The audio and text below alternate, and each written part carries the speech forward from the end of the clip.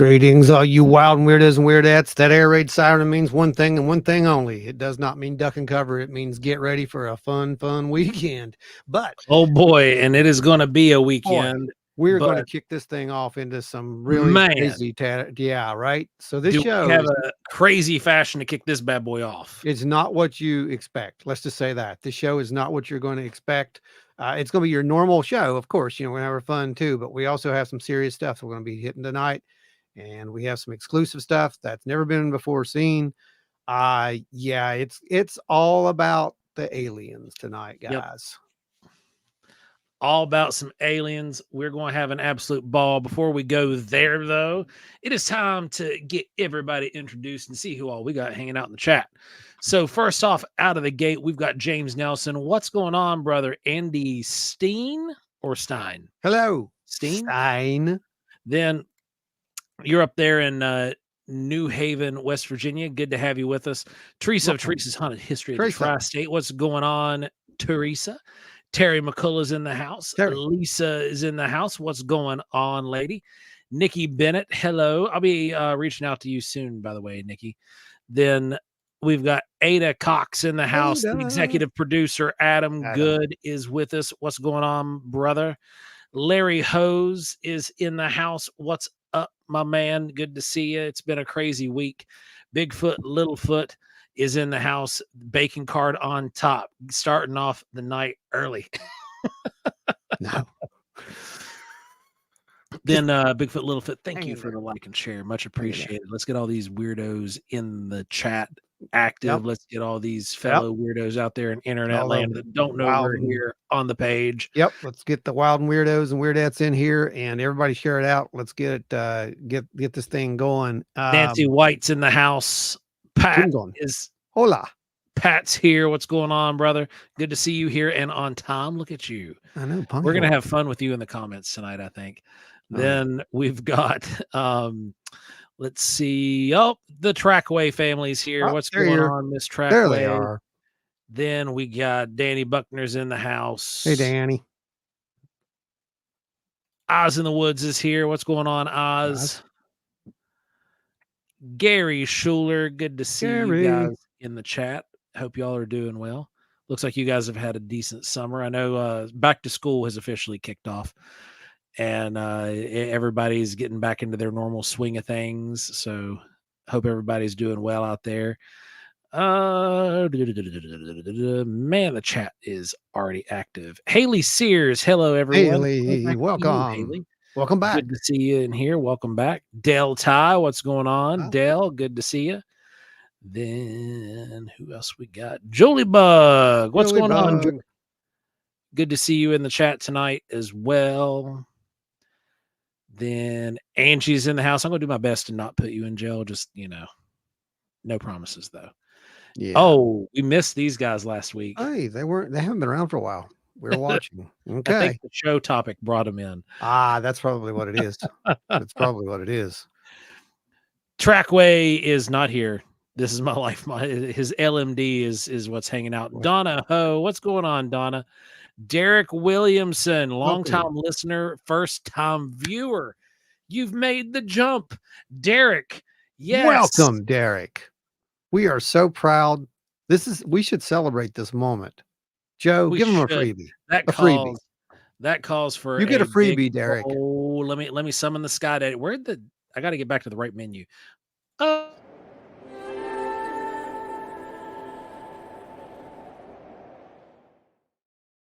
That's good. You'll get used to that, Derek. Sky Daddy came right in time for me to get a coffee delivery too. Oh, man, it's like magic. So yeah, that's like you'll get used to that stuff. It's good. So let me explain some things. Yeah, like the Men in Black just said, make sure everybody like, share, hit your emoticons, get everything going. Let's make the algorithm make people watch this because we've got some stuff we're going to cover. It's been an interesting week, and we have a lot to go over. Interesting is. Yeah. Can't say we didn't see it coming. Can't say we didn't warn you. We did all the above. This if you have been a listener of the show for any Derek amount, knows, especially from day one, none of this stuff this week is going to surprise you at all. Well, maybe one thing. Yeah. Yeah. Maybe one thing. That's possible. That could surprise you. But the other stuff, probably not going to surprise you so much. Yeah. So before that gets started, because, you know, we do have new people.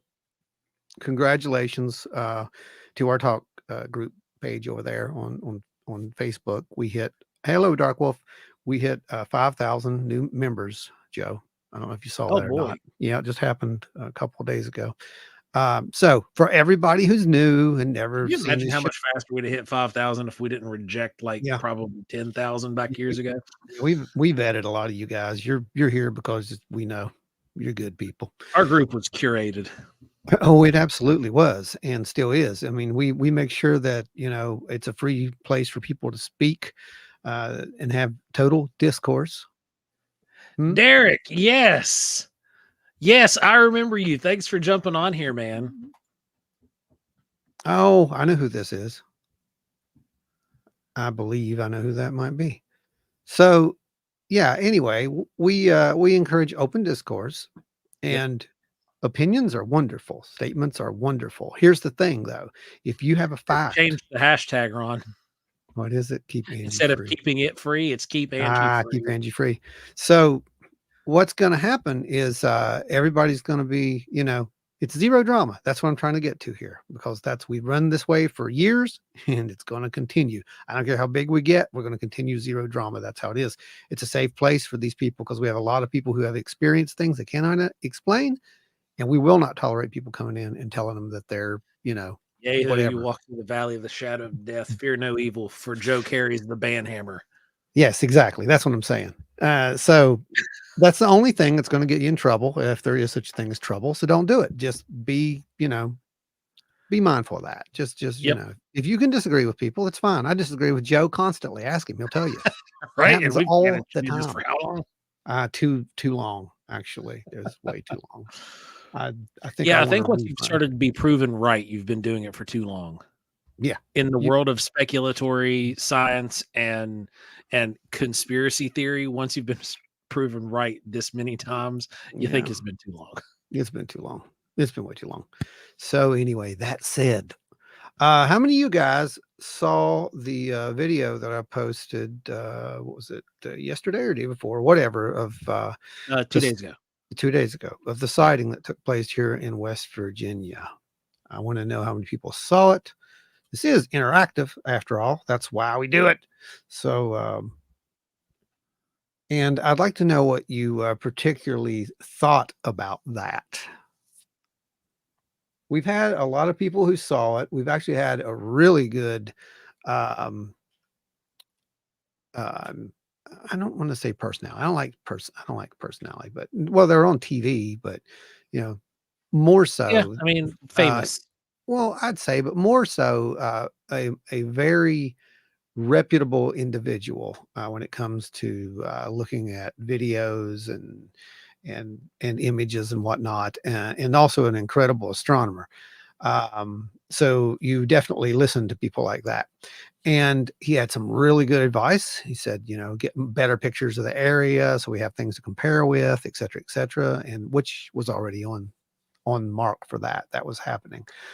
So there will be an update in the future on the page and whatnot. But guess what? You get an update tonight because all that has come through. And we're going to share that with you. And for those who don't know what I'm talking about, I'm going to do a screen share. I've loaded in the original photo as well. You've got the photo? Yeah, it's already in queue here. Okay. You can go ahead and show that up. That's good. Okay. All right. So that is the original photograph, not zoomed. No alterations. That is straight off of the phone. Ron? This was taken pretty far away, actually. Now that I've got the other photos that we're going to show you, you're going to be able to see exactly what we've got going on out there. And I was lucky enough that we have a very good witness, by the way. I just want to tell you that. Very cooperative, wants to just tell the truth, and that's what's important. So I'm going to do a screen share now. Joe, go ahead and take that down. I'm going to get this. This is not in focus tonight. I just want to make that clear. This is This is kind not of what. just in the news, and it's Yeah, very apropos for yeah. the story tonight. This is part of the news. So we're gonna go ahead and let you guys see it while we got it going. Brandy made it in. What's going on, Brandy? Welcome, Brandy. Okay, here we go. I've got it. Tell me if you can see this. There it is. Can you guys see that good? Okay, so this is zoomed in, obviously. I'm at 285% right here is where I'm at. So if I zoom back out, you'll see it's the same photo that Joe was just showing. It's the same exact photo. But we're at 200, and I'm going to go in just a little bit further here. That's too pixely, but we're going to go about right there. Now, for those who don't know the story, I'm actually going to go over here and read the story to you, the actual account, because I think that's important. So hang on a second. Yeah, let me find it. Because I'm going to have to do it from here for you. And this, the way, guys, just to fill you in, we're not the type of folks that don't practice what we preach. How many times in the past, especially at workshops and on the show periodically, have you heard me talk about how fantastic your mobile device is and how easy it is to use for recording notes, for recording interviews, and then transcribing said interviews? The way that once we contacted the witness and we spoke with the witness over the phone. This is not the transcript. You're not going over the transcript? No, this is her actual words. So I want to go over that. We can go over some of the transcript, but it's so darn long. But I want to go over. Yeah, it was 12 minutes worth of dialogue. Yeah. But I did put some of that up, and you can go take a look at that over on the webpage, by the way. So here's what she said, just to draw this out for you and let you understand what the situation is. Basically dropped her daughter off at a church function. Okay. It was between 6 and 8 p.m. That's so clearly important. It's already demons. Right. There you go. So, let's see. We had never been to this area previously. The neighborhood, the house, there was a large cemetery next to it. Gave her bad vibes right from the get-go. But anyway, she went back and picked her kid up. Well, when we arrived to pick up the girls at 8:10, they excitedly got in the car, started telling us about, quote, the skeleton babies they saw running around the cemetery. Okay. They were giving all kinds of details. It was kind of halfway listening to them and kind of, until they showed her a picture. So they show her a picture that one of the girls took on her phone. And she was shocked at that point. Because her daughter said they looked like two toddlers roughhousing. They were kind of running, and she was watching them. They were kind of playing, roughhouse playing. Let's see. So she was watching them. She thought they were kind of like toddlers, but then she realized they were moving way too fast, much too fast, faster than a human toddler would. She then realized they were all, quote, white like snow, and no adults were anywhere near supervising them. She ran to tell a group of adults and asked them to come look. They ignored her, said it was probably just ducks, because that looks like a duck, clearly. Oh, yeah. Yeah. Clearly, it's probably a duck. Clearly, that's a duck. Without even going to look, you're probably just seeing a duck. I mean, Arrow could have used that one, Joe. I know, right? That was a good one. So we should send it over. So some kids came back with her, though, to see what they were pointing at. And this friend snapped the photo. She had only had her cell phone for a month, too, at that point, which is it's kind of funny because it's kind of like when we got the Bigfoot like thing there and just had the FLIR. It's like just happened to have it. But so she took the photo. 3 to 5 other kids came over, and one of the boys looked at it, and his quote is great. He said, "This can't be real. What we're seeing isn't real." Eventually, they said these things ran behind a tree. There was 2 of them. They ran behind a tree and they didn't come back out. There was no fear. They weren't afraid. And the photo was taken at 7:53 p.m. And so they went back out to the place the next evening. They went out and looked around, took some more photos and whatnot as well. And she also got me a photo of her standing around the same area where this thing was, because that's what we do. So, and she agreed that would be a Recreate. great, yeah, Try to get something for scale. Yep. And she actually suggested it herself, which was just amazing because I didn't have to ask. And we've had a pretty good back and forth on this and got some really good data. So here's some good data for you. There we go. There she is, standing roughly right about where whatever that is. And she is approximately, where is it? 5'3". Now it's back just a tiny bit. You can see that. She's 5'3". If we put her over here, she would probably be about what? Right in here, Joe? Somewhere? Ballpark. Right in there. Which would put this little fella at about what, Joe? I'd say about 4.5 feet. If she's 5'3", at that scale, I'd say that's anywhere between 4 to 4.5 feet. Yeah. I also want to look at the proportions. Some people said that was just another kid that was running around the graveyard. I don't know many kids that really can, I don't know, look like that, first of all. It is white. I mean, that's pretty blatantly white.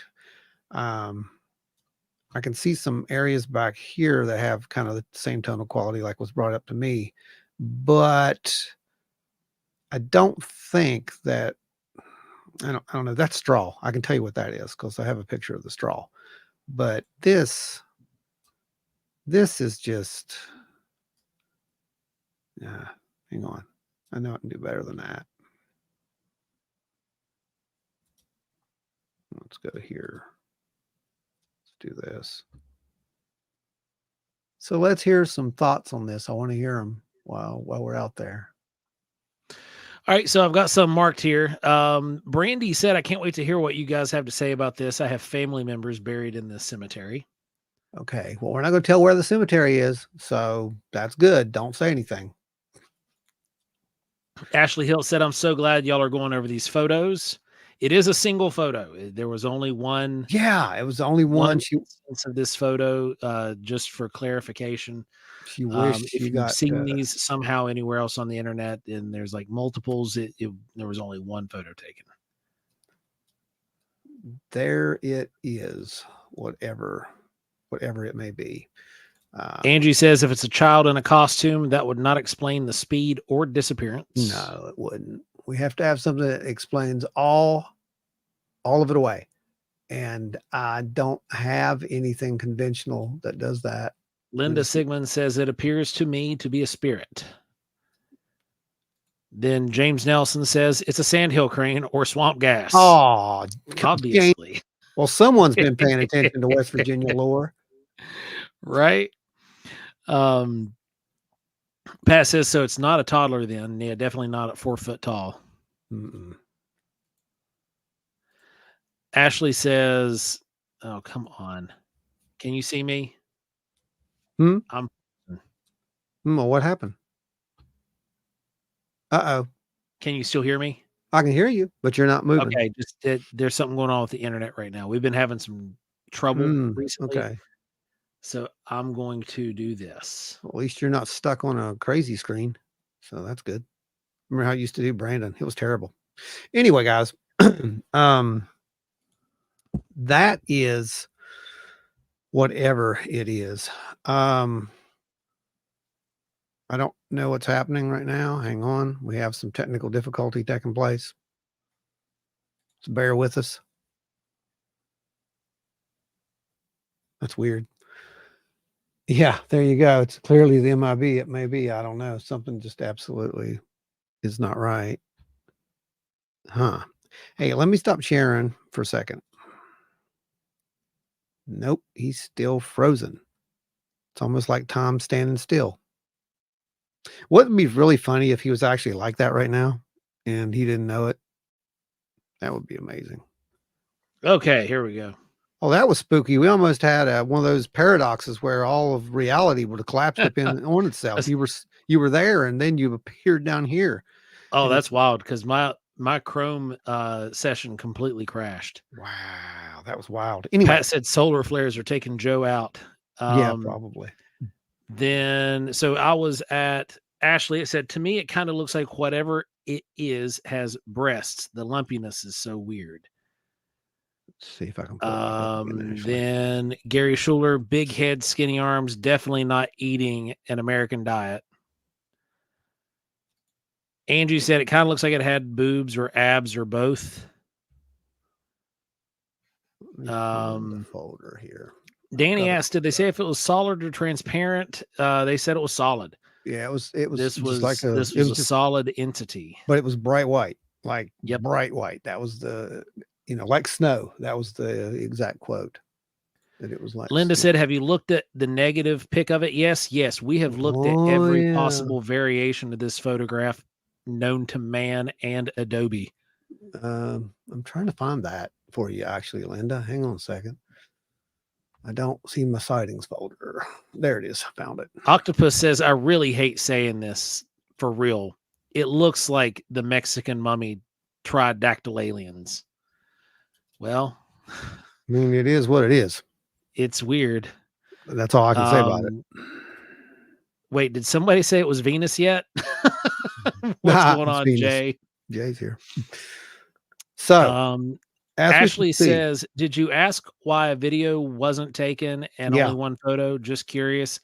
It seems like teenagers are all about that video these days. I don't think she was a teenager. She wasn't a teenager yet. These are minors. Yeah. But not a teenager yet. And she had just got her phone. They were kind of just dumbstruck because we asked them in the transcript version. We asked them, like what was going through. They were just watching it, like they didn't think anything of it until after. And the first time that she thought, she's like, oh, I'm gonna take a picture of this just because it's weird. Well, and then shortly after that, the entire incident was over. What got weird is when they went behind the tree. Yeah, they went behind a tree and disappeared. And you can see, let me find a picture of the tree if I can. Yeah, there's your negative, by the way. It's Men in Black says we are not responsible for Agent Joe's technical issues, allegedly. Donna says it looks like it's walking, twisted to the right at the waist, like it's looking that way, and it had breasts. Yeah. That is, oddly enough, that is the one thing that I did not see and still am kind of struggling to see in the photograph. I see what they're looking at. No, I see what they're looking at. But I'm just saying I don't. Like there's nothing wrong with that. I'm just saying that I don't. Yeah. I see what they're seeing, but I can't tell any more than that. Just because it's so darn pixelated. But it does seem like it has a twist. Elizabeth Johnson says this is a cool thing I've seen. I never have good camera when I see odd stuff. Right? That is the luck. That's typically how it goes, though. Danny said that it had form in the negative. Yeah, you can. Linda says it almost looks like it had a breathing apparatus. You can see a geometry to it. That's for darn sure. Yeah, see, I see geometry almost like an 8-bit sighting anthropomorphized character. Which isn't really off. I mean, to be honest, with some of the stuff that we've seen at this point. Right. Fish Belly's in the house. What's going on, Fish? Where is the tree? I want to show you the tree. If I could find it. Ashley said you start seeing what you want to the harder you look. I guess we all know who wants to see breasts now. Oh, Lord. Ashley. Okay, let me see. Pat asked, did they try to pet it? No, only you would do that. Ah, here's the tree. I found the tree. Let me get in here. Yes, there's the tree. All right. Go back in here and try to share. Present share screen. And there you go. It's a willow tree. And yep, you can see all the way around that tree. And you can also see it's a pretty wide open area here. Yeah, so there's at least 50 to 75 feet there to that shed. That there'd be no way that something could explain. Holy crap, LW Marshall. Keep up the good fight. LW, you, sir. What to see? What? Holy crap, LW. Look at the screen, Ron.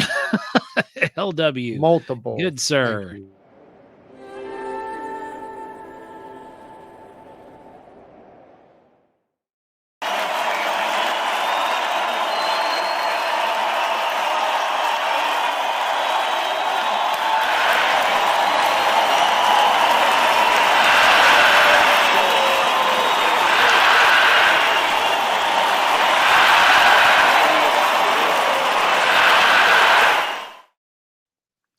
Thank you so much, LW. Ron and I were actually just talking about the next piece of equipment that we're trying to build, and you just threw a dent at it.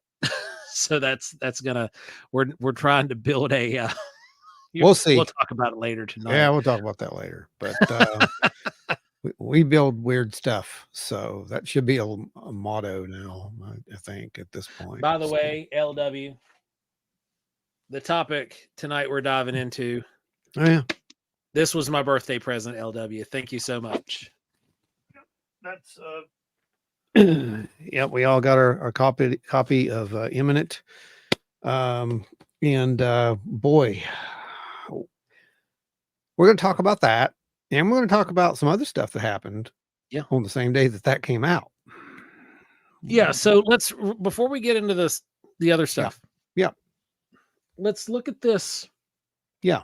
And we've just been going over the witness account, and we've gone over the photograph.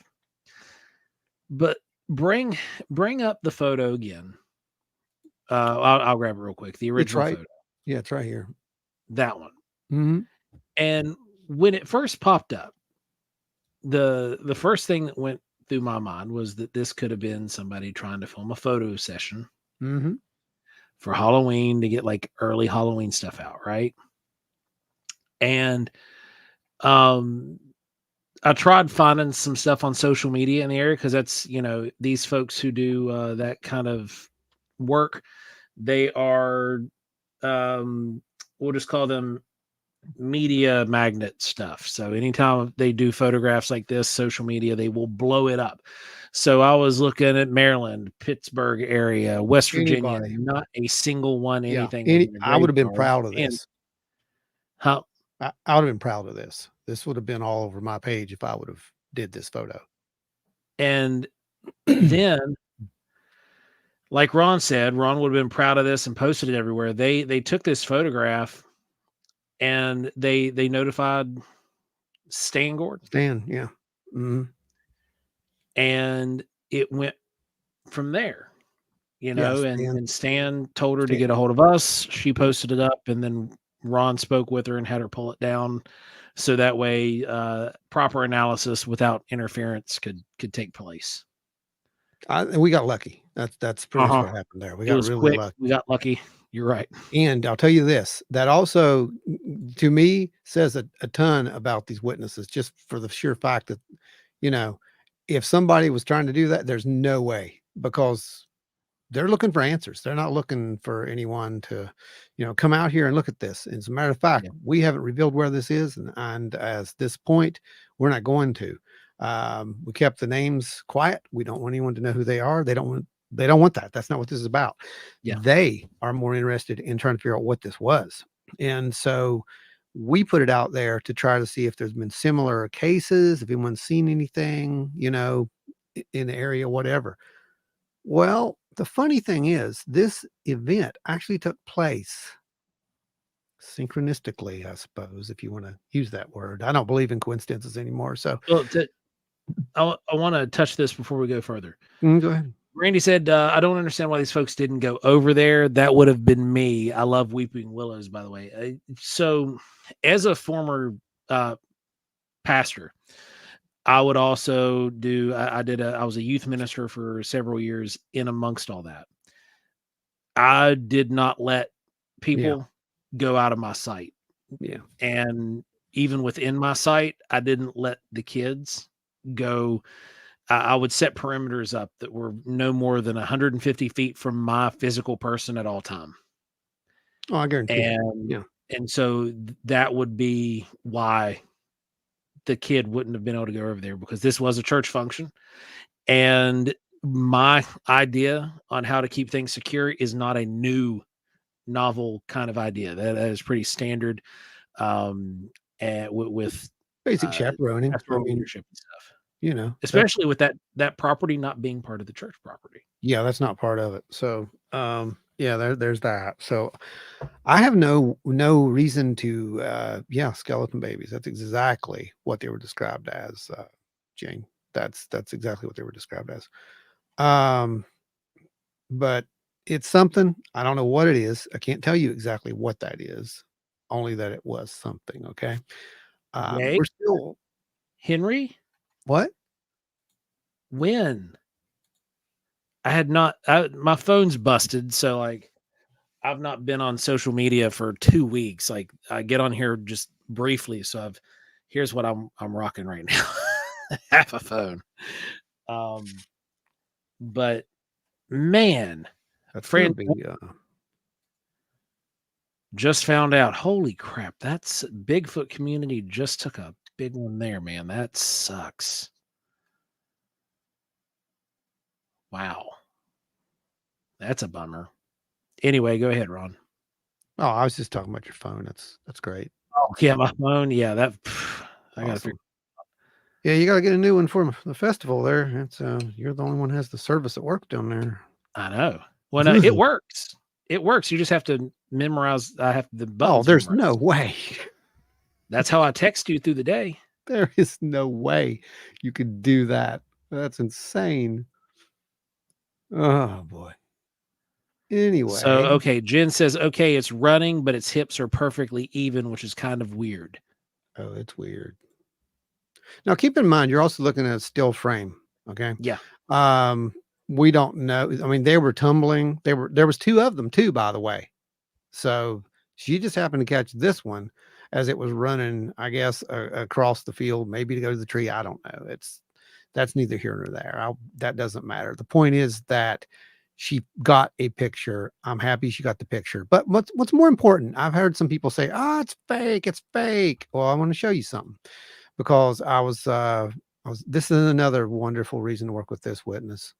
Lisa asked, "What did the church have to say?" They really didn't. Nothing. We're not. Yeah, this isn't something about to talk about. You do realize that this this didn't happen. So it's one of those kind of things. But here you go. It did happen. And what that tells you right there, that's the EXIF data that all your photos.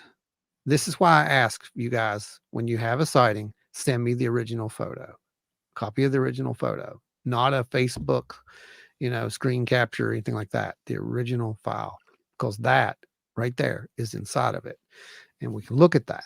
And this is, to me, a very valuable piece of data. This tells us that it was taken on an iPhone 15. It was taken with the main lens, which is the f1.6 right there. That's the main lens. It tells us, let me see, where's it at? Look who dropped in. What's going on, Jesse and Joe? Good to see y'all hanging out. Oh my God. Jesse, come over. You can sit in my seat. I don't care. So the camera data was there. Now, here's the other data. There's the date and time it was taken. 1953. Almost 1952. No, I'm kidding. But Yeah, I know, right? That would be even weirder. But yeah, so there you go. There's the timestamp. Almost 8 o'clock that you're seeing. Mm-hmm. So what else were we doing at almost 8 o'clock on that exact same day? Not terribly far from there. Well, let me you know what? I'm going to show you what we're doing. I'll let you guys see exactly what we're doing. Because it's date stamped. So let me open this up. Guys, continue to ask questions, please. There are no wrong questions. And let me find what I'm looking for, and I will show you what we were doing. Joe's hanging out with us tonight. Jesse's at the mundane job as usual. Oh, Just got notification no. for the show. Sweet, man. Thanks for popping in. We're covering some pretty fun stuff. Oh, I'd like to hear Joe's take on this. Joe, throw a spitball here You at want me the to throw the wall. picture What do up? you? Yeah, put that up there. So here we go. This was sent to us. This is a zoomed in version. This is the original. You can see the subject between those two grave markers. And then there's the upscaled version. And here's the negative. There were two of these things, and the witness described them as running around, roughhousing, playing, and called them baby skeletons. Solid white. And then they disappeared behind a tree.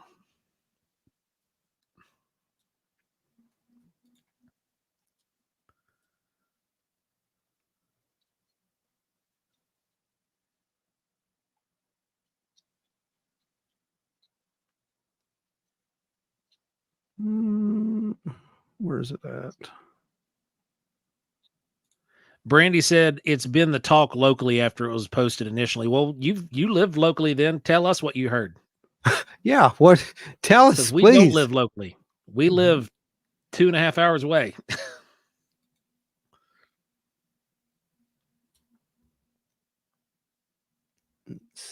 Getting a big screen running. Okay, shoot a message down there as soon as you get it up, and I'll throw those photos back up. Okay. I'm trying to find that footage. Ashley said, did anyone interview the tree, for science? Yeah. I don't know who these cracks are that we have taken this information, but they should have gone up to the tree. Okay. Where is it at? I'm trying to find that piece that's time stamped, but I don't see it.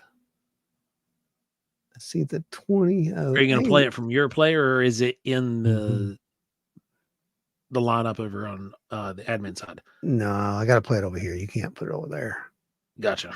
Yeah, but I'll find it. Just keep them busy. So approximation of height, 4 feet roughly. The witness went out a few days later, and we have a photograph of her standing probably about 3 feet from the area, and she was 5'3". If you put them up, in that kind of ratio, it is it's in that 4 to 4.5 foot approximation.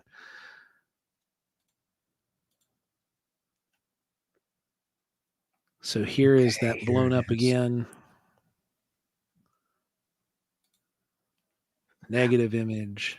I think all that's in this shot is just the original woods, but I can still show this timestamp on it. So, which is what I'll do. So let me show the timestamp on this. And all right, let's see.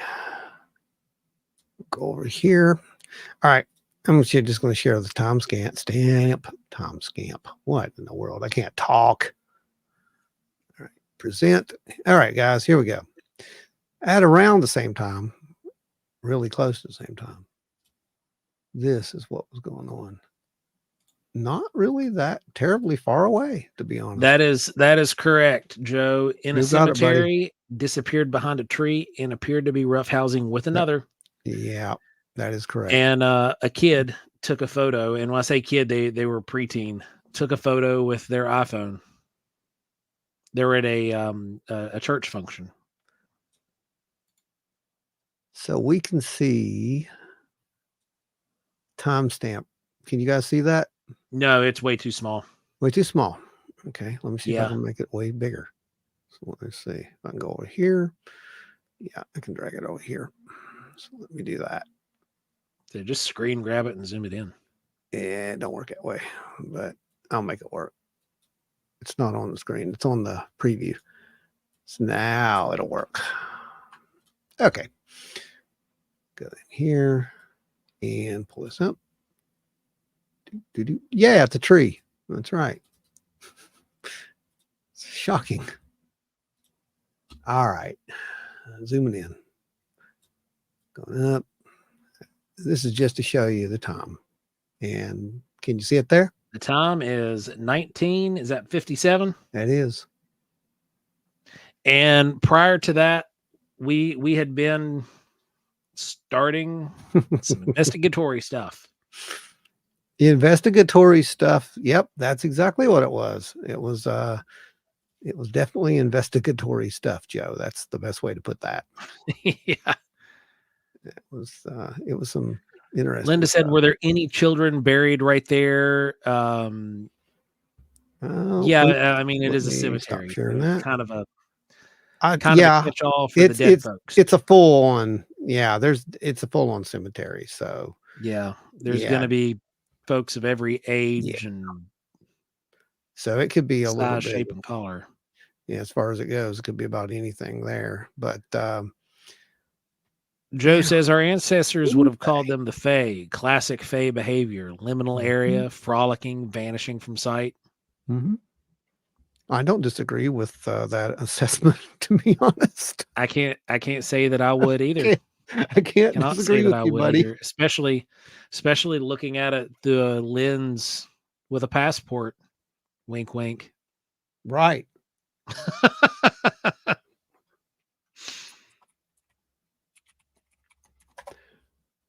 Well, I will tell you that, guys, this case is not closed. We are still got it. Still working it. Joe says Fae equal NHI. Thanks, buddy. Bingo. You nailed it. And this photograph could very well be the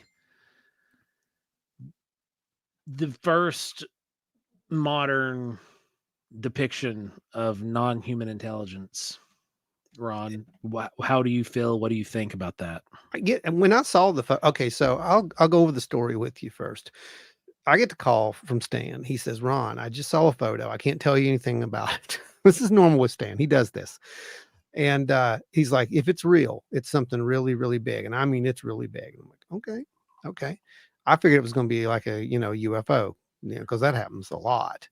But he said, but I told them to get a hold of you, that you guys were closer down that way. And, I referenced to you, and hopefully she calls you. And then when she does, we can talk about it. I said, okay. Because that's how we do things. That's standard. That's how you do it. Well, what happened was it got posted over on our board, because I don't think she really knew how to get a hold of us. Thought that was how you did it. I saw it and I was like, oh, dear God. And I got a hold of her and I said, you can, but I would advise, you can leave it up, but I would advise you to take it down, because that place is going to get inundated, which is what she did. And then we started just kind of working back and forth together to try to figure out what this could be, what we're looking at. And, Stan's exact words were the same as mine. He said that could possibly be one of the best pictures of a gray that I have ever seen. And I think that falls right in line with what that could be. But that's just my personal opinion. That doesn't mean that's what that is. And I don't care if anyone thinks that sounds crazy. At this point, that's the least of the crazy that I've seen. Yeah, with the correlation of what we were doing and what we captured, it's you can tell them. I don't care. We can tell them, because it's got to be part of the report at this point. And they're going to see the whole thing But so eventually you're going to see this episode the whole story. Of Paranormal Horizons. It's going to air probably in like 8 months or so. We had no idea about this, just to keep that in mind. We were doing something completely different. We were following up with a case that we had been working for 4 years. We were chasing orbs. Okay. That's what we were doing. Yeah. It's just orbs and UFOs. Yeah. So, and we're out there. Do you want me to give the specifics of what exactly happened? Chasing, or do you want to hold on to that for a presentation? There's no need for, but some of these guys aren't going to get to see the presentation, but you can. Okay. All right. Well, I just wanted to make sure that you were good with it before I said anything. Yeah, go ahead and touch on what's going to, what, don't go into exact details, but because we do want to save a little bit for that, but touch on the fact of what we were doing and what we got. So we were, as we do, we bring all the tools, right? We had and Larry was there, member of the collective, Larry Hose. He was with us because this is half an hour from his house. Yeah. And it was. We were working this case that we've been dealing with for several years.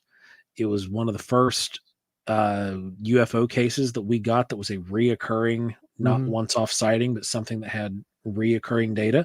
You can go back and hear us talk about it through the podcast series from year 1 on. It's on the website. It's on the website multiple times. It's actually, if you've been given permissions to view the UFO map, it's on the UFO map over and over and over again. It was actually in Dave's revised edition of West Virginia UFOs. Yeah. So it's in there too. So it's been published. This is a known thing. Yeah. What isn't known? So we set up all the equipment. We're doing the thing. We're getting started, and we break out our most trusted equipment. And we start receiving energy signatures.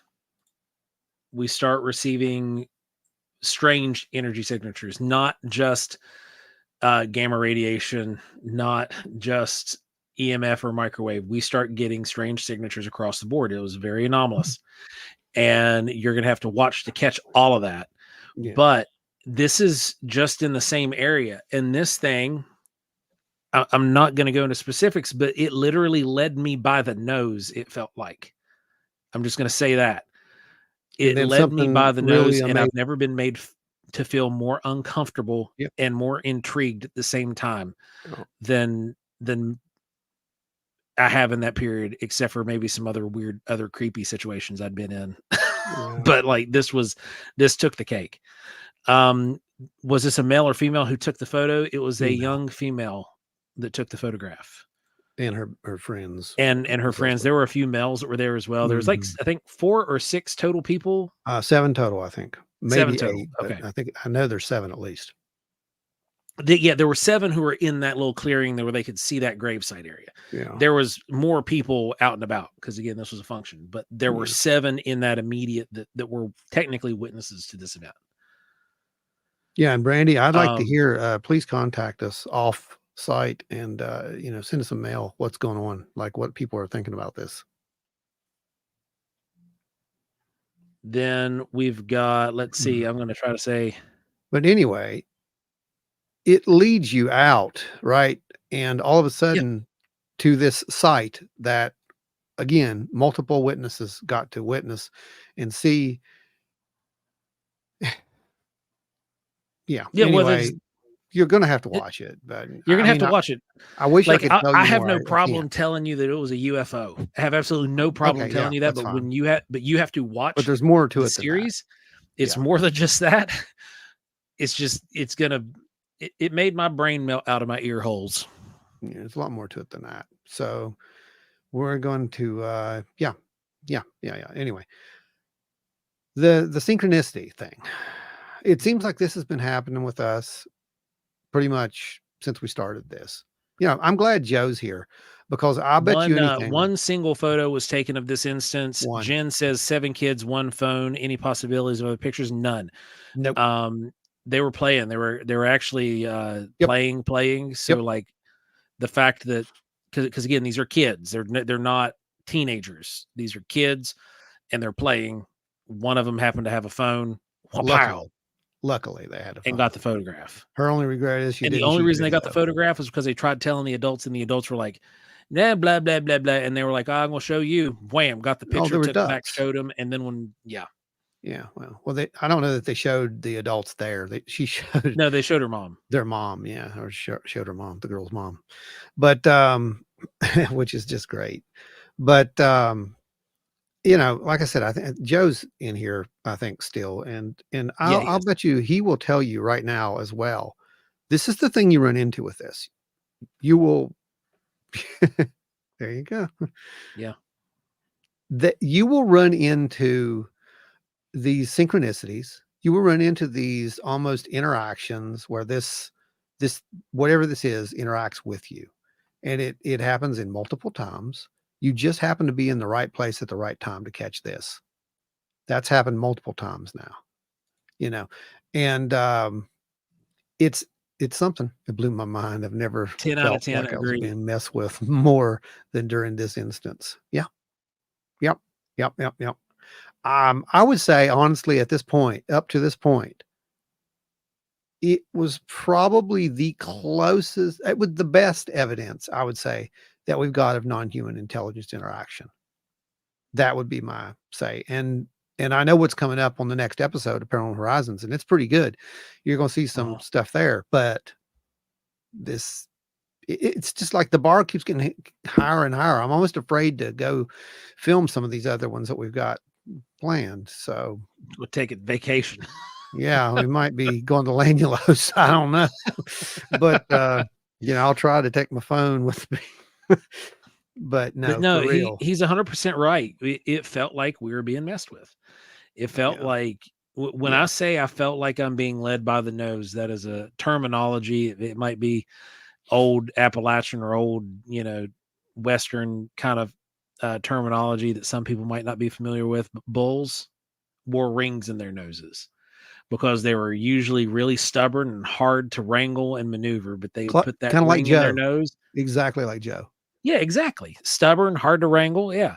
They'd put a ring in their nose and then have something tied to it. And they would, if that bull wouldn't go, they would give that a tug. And it's like, oh, all right, I'm playing ball. I'm going to go with you. Yeah.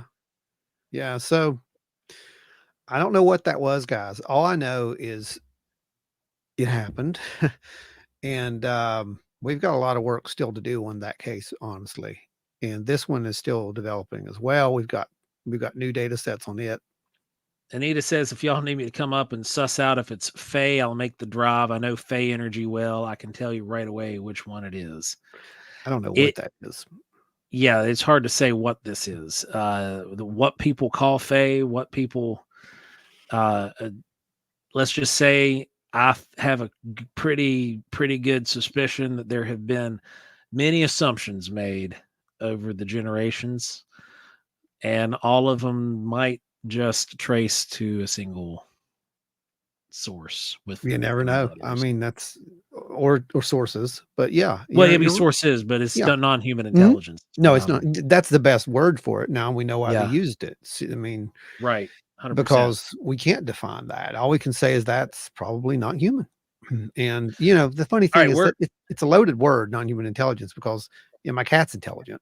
It's not human, you know, but I think we need to redefine that advanced non-human intelligence. So my cat's not an advanced. I mean, what we hung out with that night, it was pretty advanced. Something. Yeah, it's pretty advanced, wasn't it?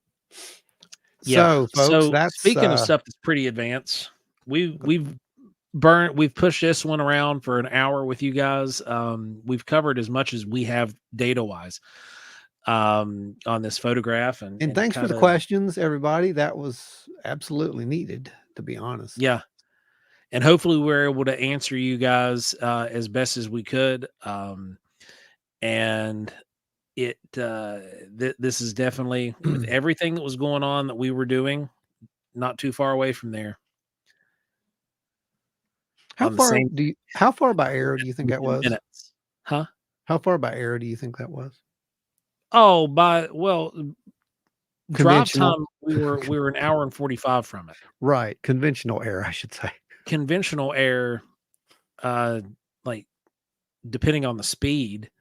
Yeah. Not far. Like if you could make the jump in half an hour if you were in a Cessna. Okay. So yeah. So like in air miles, 75. Okay.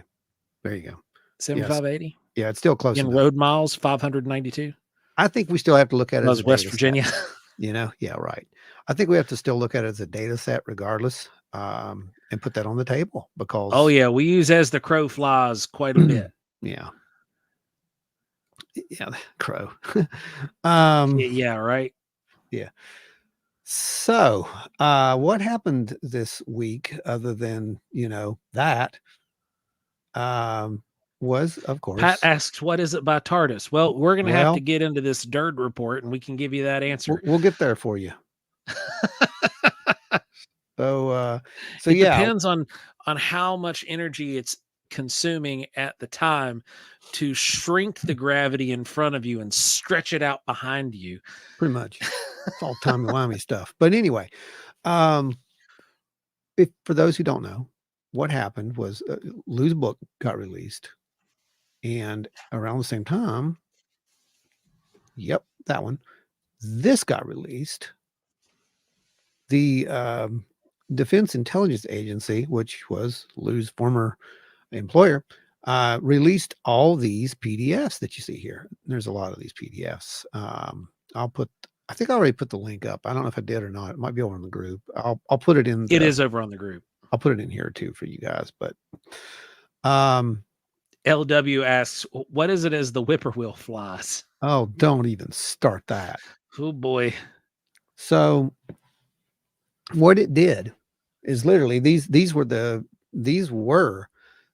confirmations and validations of some of the stuff that Lue was putting in his book. And here's one of the best ones. Performances by Bigelow Aerospace Advanced Space Studies, BASS, has been excellent, and they are in full compliance with aerospace contract. Extensive monthly status reports received, 12-month project management plans received and executed, 26 detailed research reports, twice minimum requirement, received by June 30th, 2009. Reviews of reports have been overwhelmingly positive. Recommended that DIA should go forward with option year 1 with BASS, subject to available funding. $12 million for continuation of this contract by DIA has been submitted in fiscal year 10 defense budget. Funding likely to be approved. It was. Not only was it was approved for several years thereafter. And this was when they were trying to figure out what the whole UAP thing was. Yeah, and this has been really informative, hasn't it, Ron? Boy, has it. Some of these I've seen before, but now with, Lue did this too, by the way. I know a lot of people are like, Lue Elizondo, he's the whatever. I don't really care, about your opinions on the man. We can all have our opinions on everybody, but I will say this: since day one, when he first started coming out, he said, I can't talk about that. He would always find a way to talk about it without talking about it, without saying the words. He's brilliant. Either that or he had the most brilliant lawyers out there who knew exactly how to do it. But if you watched enough of his podcasts, you could put 2 and 2 together and start painting a picture. Well, now if you watched all of those podcasts, you read the book and you looked at those, you already know what you need to know. And the fact is this: it doesn't matter what we want to believe anymore, because belief is gone.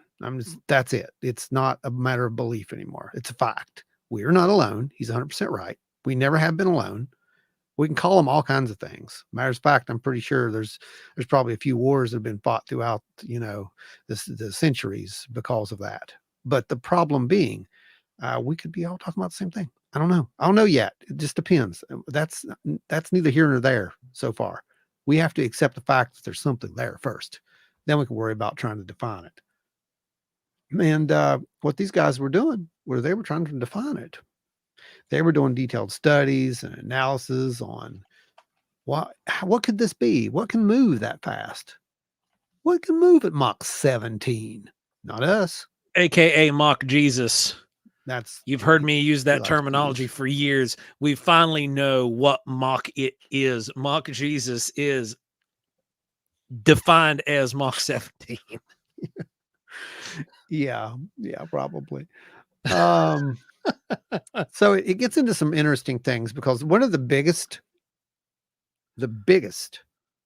things that we hear from these skeptics is, well, there can't be any alien life because alien life simply couldn't get here. The vast amount of distances required to travel, they would not have enough fuel. Okay, Carl, sit down. Had to channel him there for a second. Sorry. That's but pretty good. Here's the thing. Good.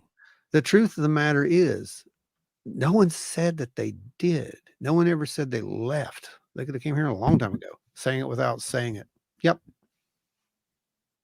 Oh, wait. Yeah. Can you pop one of those open? Yeah. You found one. Oh, here's a good one. Yeah. Here's a good one here. You got one This there? is stuff that the Derd would not approve. The Derd. Yeah, I think you found the same one. There's a better one in here. So I'm really surprised that it wasn't redacted as much. And honestly, on most of them, it does tell you what was redacted and why. Yeah. I was not expecting that. Several of them do not, but here's one. Here's a good one. Here's a great one. Right there. You guys see that? Oh yeah, there's a good one. That's a whole paragraph. That's a good one right there.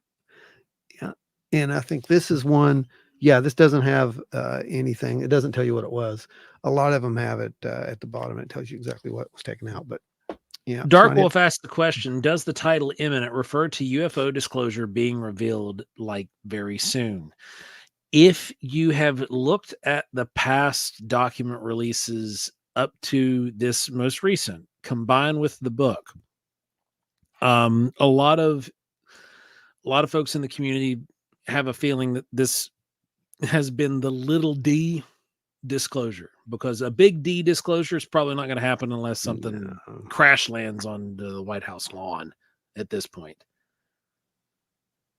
But little D disclosure, I think this is it's happened. Yeah, that was it. And what it is we have to define, we have to do it in little baby steps. Those are the phases we talked about before. This is the last phase, by the way. We've been in the last phase for a while now. Joe says may not have come here, might have been here all along. Exactly, Joe. Yeah, exactly. And that's the kind of discussion we need to start having right there. Well, when we say these things like we've never been alone, that's implied there 100%. Yeah, exactly. And now you have the people who are telling you things like, oh, well, they could never get here. Well, why couldn't they? Like Joe said, they could have been here first. I mean, that's a fact. They could have been here first. They could have came at some other point. We're talking about something that could be so advanced. Yeah, where they're dealing with something interdimensional or crypto-terrestrial. Yep, a sister species. Exactly, a hidden sister species. Yeah, but I think you're more right on that interdimensional thing. I really think that's where I think that's where it lies. If it's not interdimensional, then they have the ability to manipulate dimensions or interdimensions, or as we like to call those, wormholes. Yeah. So there's a lot of research in here. If you get the chance to go, I'd suggest you actually look at some of what these guys were really looking at. But one of my favorites is this one. Hope you enjoy Capon on Fob Daddy. Capon's a beautiful resort. One of the best of the DRD reports is the traversable wormholes, stargates, and negative energy one. For just fun, go read that. It's good stuff. No, they're not. But boy, I'll tell you what, that's it makes a lot of sense when you really think about it. What we are dealing with is if this is the case, if we are talking about something that can, make stargates and wormholes, right? Here's a good example. I like the little picture they used, don't you, Joe? Oh yeah. Like the picture? Dinosaurs. Yeah. Or hold on, wait. Let me go Jurassic Park DNA man. Dinosaurs. Yeah. But I want you to read that last paragraph for me, Joe. Can you do that? A flat-faced Oh, wormhole I'm or sorry. stargate. I'm sorry. The one before. I messed you up there. Start right here at within your universe. This would look above. This would look just like a glass Christmas tree ornament, which is just a spherical mirror that reflects, in principle, the entire universe around it. A flat-faced wormhole or stargate, which is also hypersurface, would not distort the mirror image of a remote space region in other universe seen through it because the negative surface energy density and negative surface tensions of the exotic matter threading its throat is zero, as seen and felt by light and matter passing through it. Recall equation number 4. Yeah. So, By the way, these equations are written up and drawn up by oh none yeah, other than Hal Puthoff. these are brilliant, by the way. They're absolutely brilliant. I have one more for you to read, Joe. Go ahead.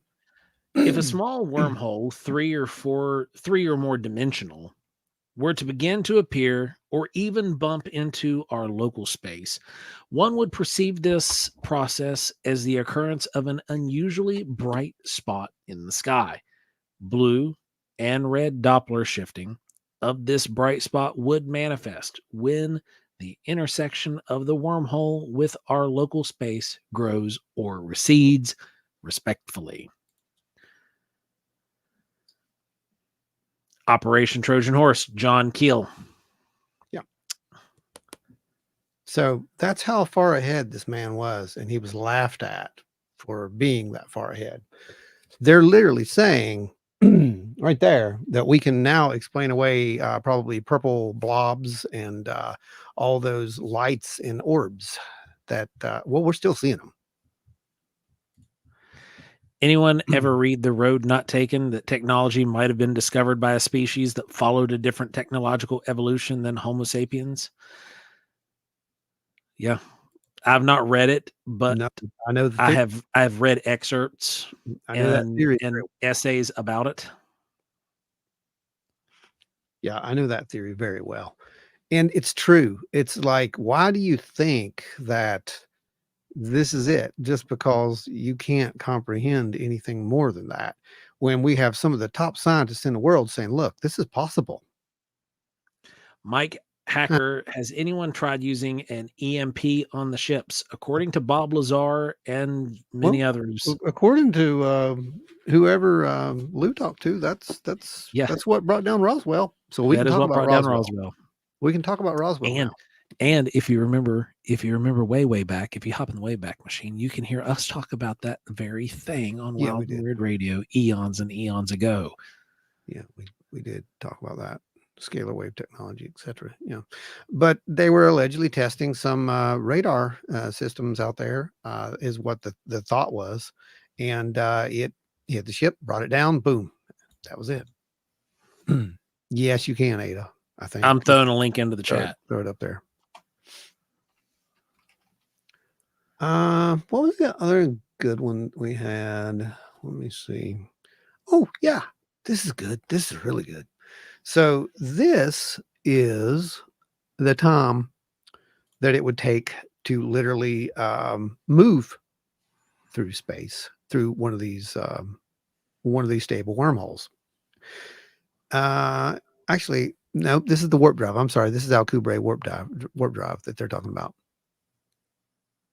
And 100C, that is the speed of light. So Mars, get to Mars, you go there in about 193 seconds. Jupiter, about 36 minutes. Neptune, 4 hours. Alpha Centauri, 15 days. Epsilon Eridani, 38 days. Or the Orion Nebula, 1.3 years. But this is just speed of light travel. That's just one time. Yep. Yeah. So what they're theorizing is the possibility that the NHI may even be so more advanced that it can just blow these numbers out of the water. Joe says everyone forgets the definition of alien is inconceivable. Just because we don't see a logical progression from A to B doesn't mean the path doesn't exist. Yeah. That's exactly right. Yeah. That's the problem, man. The problem is we're so stuck in our ways that it can't be. It can't be. It can't be. Well, it is. And here it is. This is the world that we live in. Now, let's get to some of the other more interesting parts of this, because according to Lue, he was told to leave this stuff alone, right, Joe? Oh, yeah. Why was he told to leave it alone, Joe? Demons. Oh, what? What was it? Demons. Yep. You're not joking. You're not joking at all. No. And that's exactly what he was told. And that was which he said that before. He said that there was a group within the government that believed that. Quasi-religious clandestine group in the government. I believe that's what he used. Those were the words. And yes. Yeah, that's what he said. Then he named the group. He did do that. And so yeah, basically I have a problem with this. And Lue probably has a problem with it too. I have a problem with it because I didn't say that, Joe. What's wrong with you? Jeez. Indeed, the Collins elite. Yeah. But the thing is, you've got people, right, who are sitting around saying it's demons. Okay. But we want their technology. Not only do we want their technology, we want to take their technology and we want to make weapons. We want to figure out how to make weapons with it. We're humans. We blow stuff up. It's what we like to do. We have technology that can probably save the entire planet. But let's weaponize it. Let's figure out how to weaponize it. Okay. My next problem is this. And I've heard people, they've come to me and said the same thing. It's demons, it's evil. It's evil. Not as much as Lue, and no warnings or anything. And this was years and years ago. My whole thing was you can't use that argument without looking at the actual data, which says if you were going by that belief system, then you have to go with the opposite. It's not just demons. Yeah, that means that these things could also be angels. Yeah, that's exactly what it means. Within the parameters of what a demon is, the yin to that yang is angelic beings. Angie said, these people want demon technology, and I'm scared a woman today with a Ouija board purse. Yeah, right. This is beautiful analogy. Thank you, Angie. This is what I'm getting at. That's the hypocrisy. And they're sitting there saying it's demons. We need to stay away from this. Yet we want the technology. No, if you really believed that this was demonic, if you really believed that this was something of that ilk, you would not be near it. You would stay far away from it, right? I mean, let's be real. It seems like that would go against your very religion that you are professing to have. Am I reading this wrong? I don't know. You tell me. It would, there would be some discrepancies there. There would be discrepancies. There's also this little fact, of the matter of fact, Joe, I believe we've talked about this. You're not being intellectually honest with yourself if that's the route you're going to take. Thank you. Thank you. You're also not being faithful, because, the whole point being that I understand it anyway, is that as long as I'm a believer, as long as I accept, Jesus, as long as I'm in the faith and walking with that, well, demon's not going to be around me. Why would it be? It's not. I mean, it may try to tempt me or something, but it's not. It has no power over me. Right. But these things have power over people sometimes. They exert. Yeah, which to me translates that definitely not demons. But what is it? See, that's the problem.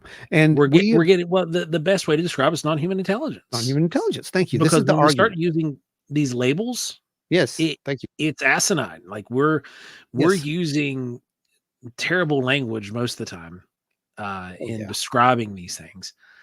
And we really need to just give it a really indescript name like NHI. And go from there until you have someone that just comes up and is like going to fist bump you. And then you can figure it out. He's Joe right, says, he's right. Joe said everyone thinks that they will be the first one to come out ahead on a deal with the devil. Otherwise, no one would sign the contract. Hubris, indeed. So true. So what you just said, though, man, and that's the whole point of, the whole mission of changing the lexicon, right? Because we're trying to inject this to where we can have this conversation without the stigma of these things. It's no different than NASA having a discussion about UFOs without giggling. It's the same thing. We put all these stigma on all of these terminologies that just categorize it and make people, oh, well, if I don't believe in that, then I can't talk about it, or I can't look at that. It's not how it works. So Ashley says, assuming there's one species is such a massive misconception. L.W. Marshall brings up, the closer you get to God, the more you are attacked, but demons don't require modes of transportation. That is correct. Well, that's a good point too, L.W. That back half is definitely a very good point. Demons, it goes back to like, what would God need a spaceship for? Yeah, what would an orb need a path, a game trail for? And yeah, so but where he's bringing up, the closer you get to God, the more you're attacked. You're attacked, yeah. That kind of stuff, it can take place. But it's nothing can touch you. There's too many passages that apply to that exact situation. But things here, the biggest we're just going to touch the human condition for a moment and get away from angels and demons for a bit. Yeah, because that's literally a chapter. Okay. Yeah, humans are very proficient at just being evil all by themselves. We don't often require any help from a devil or demon. It's true. We're very good at it all on our own, left to our own devices. So it from my position and where I would teach people was that, are we under attack? There are certain things that, yes, they are attacks, but how under attack are we, or just how susceptible are we to our own nature to fall? That's where the requirement comes in for, intercession, someone to intercede, to bridge the gap.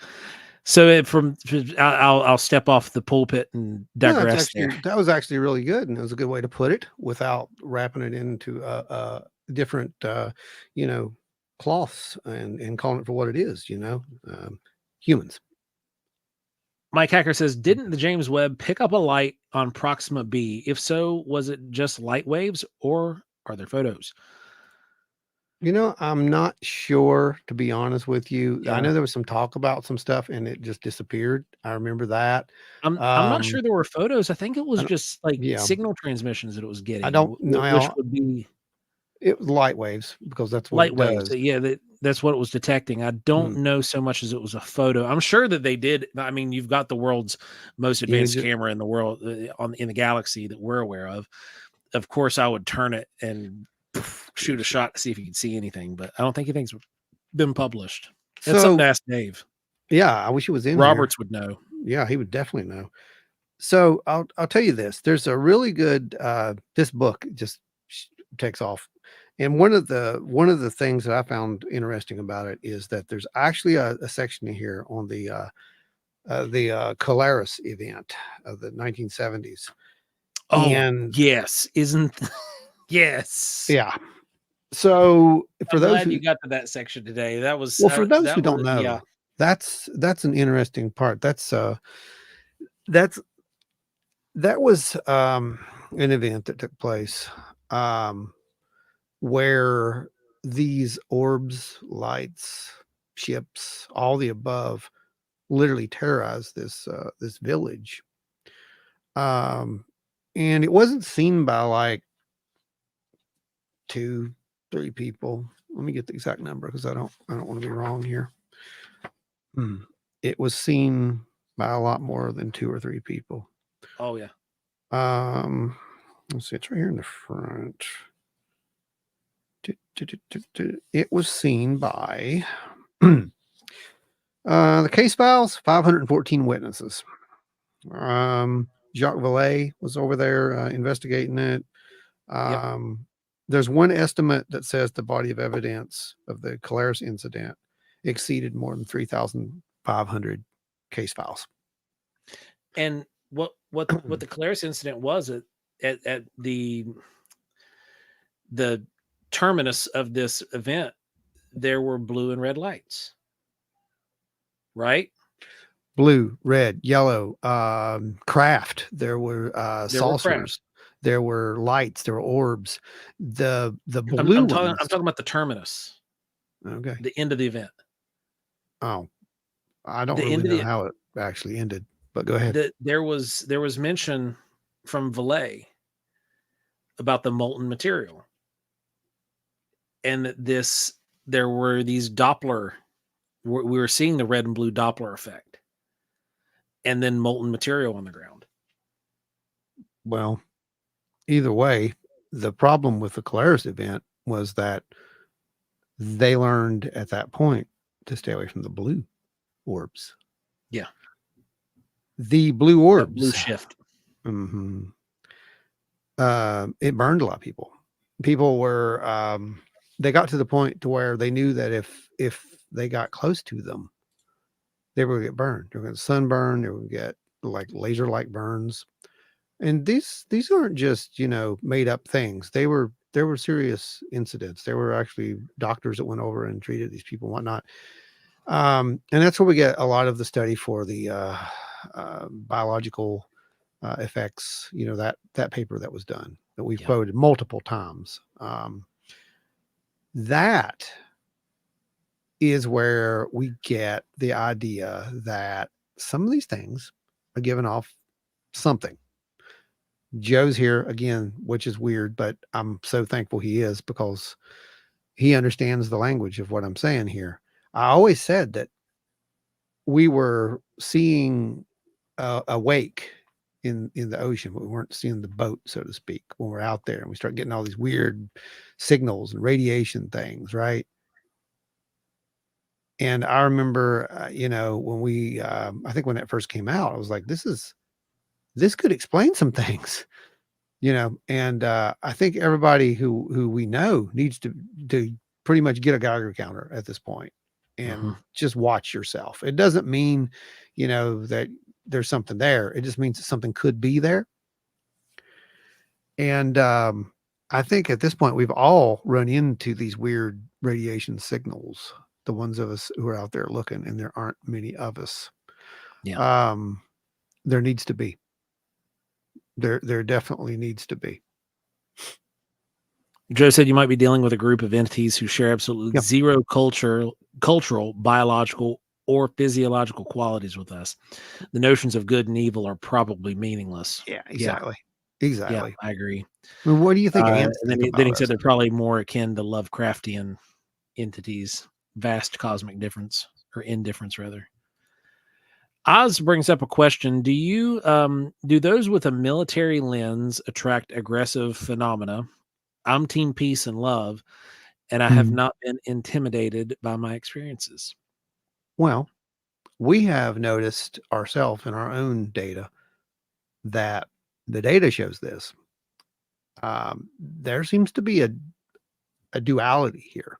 There seems to be a group of people who experience positive stuff and negative stuff. Now, some would say that that's that's just how we interpret things, I saw a dark being, a shadow being, and one person says, oh, that's evil. And then another person says, well, no, that's just negative. It's not there, So it's kind of falls into how we, I guess, interpret these things on a subconscious level as to what they may be. But I will tell you this, I've sat with some people, and Joe was there with one of them. And some of the stories, they make you scratch your head. They were not having no peace and love. That's for darn sure. It was one of the more disturbing cases that I've ever heard about, much less taken part. I mean, it falls right in line with this Colares stuff that was taking place. That it falls right in line with that. It was like that. But now I come from a military perspective because I was.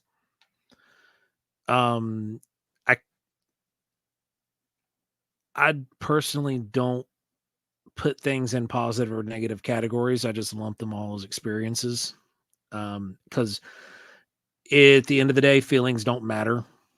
Yeah. Feelings are, I used to tell people all the time that feelings are fleeting. Your feelings about a scenario can change over time. What you can perceive today as good, you could perceive as the most vile, horrible thing that has ever occurred to you in your life 10 years later. So yeah, it's but what Ron said, the duality there, the duality is there at minimum, where people do experience negative and people do interpret things as positive as well.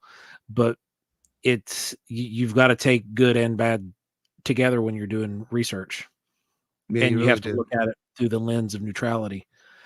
Because if you go into it with a bias, even at the slightest, it's going to skew the data.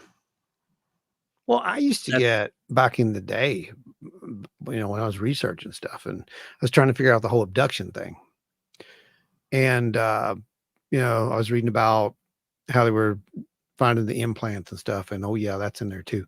But how they were finding implants and whatnot. And they're like, well, this clearly means that these are nefarious beings, that they're tagging us, and they're doing this and they're doing that, and they're doing all these things, they're creating this hybrid race and blah blah blah, and it's clearly evil.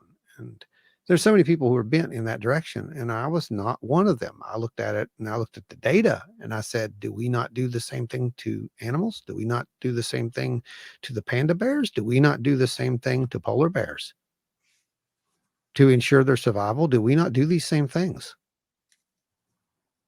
We do. We most certainly do. Oh, 100%. Brandy brings up doesn't like attract like. Well, magnets. If you put like to like, you can't see what I'm feeling right now. But these are rare earth magnets. And these are like to like side 40-pound magnets. I'm trying to get my fingers out of there. We go. 40-pound magnet. And it just flipped itself when I let go. So that's positive to negative side attraction. We have this amazing early 90s, late 80s music video starring Janet Jackson and a cartoon cat telling us all about how opposites attract. Dun, dun. Oh, I remember that. 2 steps forward and 1 step back. Yeah, I remember that. That was impressive.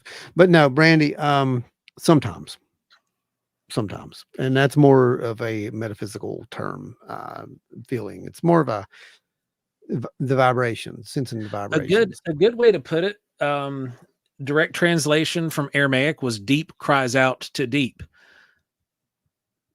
Deep has no definition beyond. Right. It's just about, it's frequency. That's what I'm getting at. It's like, it's mean. I mean, I don't know if you're good or not, but I was attracted over this way, and we start talking. It just turns out, oh, you happen to be good, but I'm pretty sure it probably happens to the other side too. Then Adam put one up a little. Here we go.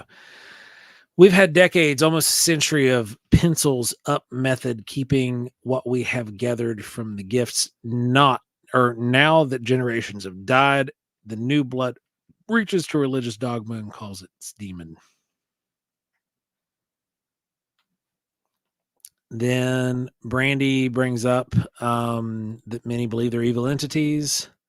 Well, the thing about that, honestly, in my opinion, is that what better way to make you guys afraid of something? I mean, what better? Evil is subjective. It really is. Again, if we want to look at the bear thinks we're history, evil. Like there's a lot of countries that think, we're the bad guy. The bear thinks we're evil. Versa. And I told you what we were doing. We know that we're trying to help the bear. We know we're trying to help the panda bear, right? We're doing all these things, but that bear doesn't care. That bear wants to eat us. because it's terrified. It thinks we are the invaders. It thinks we are these strange things that are coming in there to, to do it harm. All it knows is it wakes up, groggy and probably walking sideways a little bit. Brandy brings up the I know you're hitting on a bunch of religious comments, Brand. If you want to jump into my message box over on Facebook or something, I'm all for carrying that conversation with you over there for sure, and clarifying some stuff up from literal decades of ministerial work and study of the ancient texts, and not just the English ones.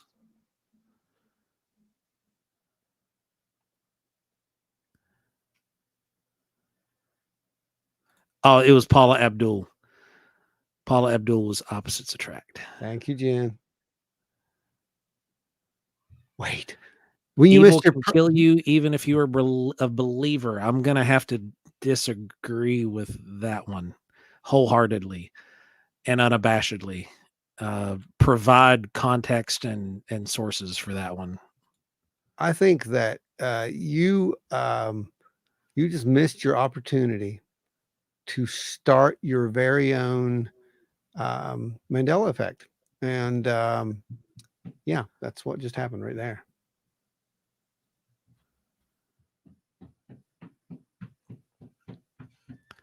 Haley Sears says, "Hi guys, I'm going to have to leave early to work college on homework. Oh, bummer. Have fun with that." That's a fun one.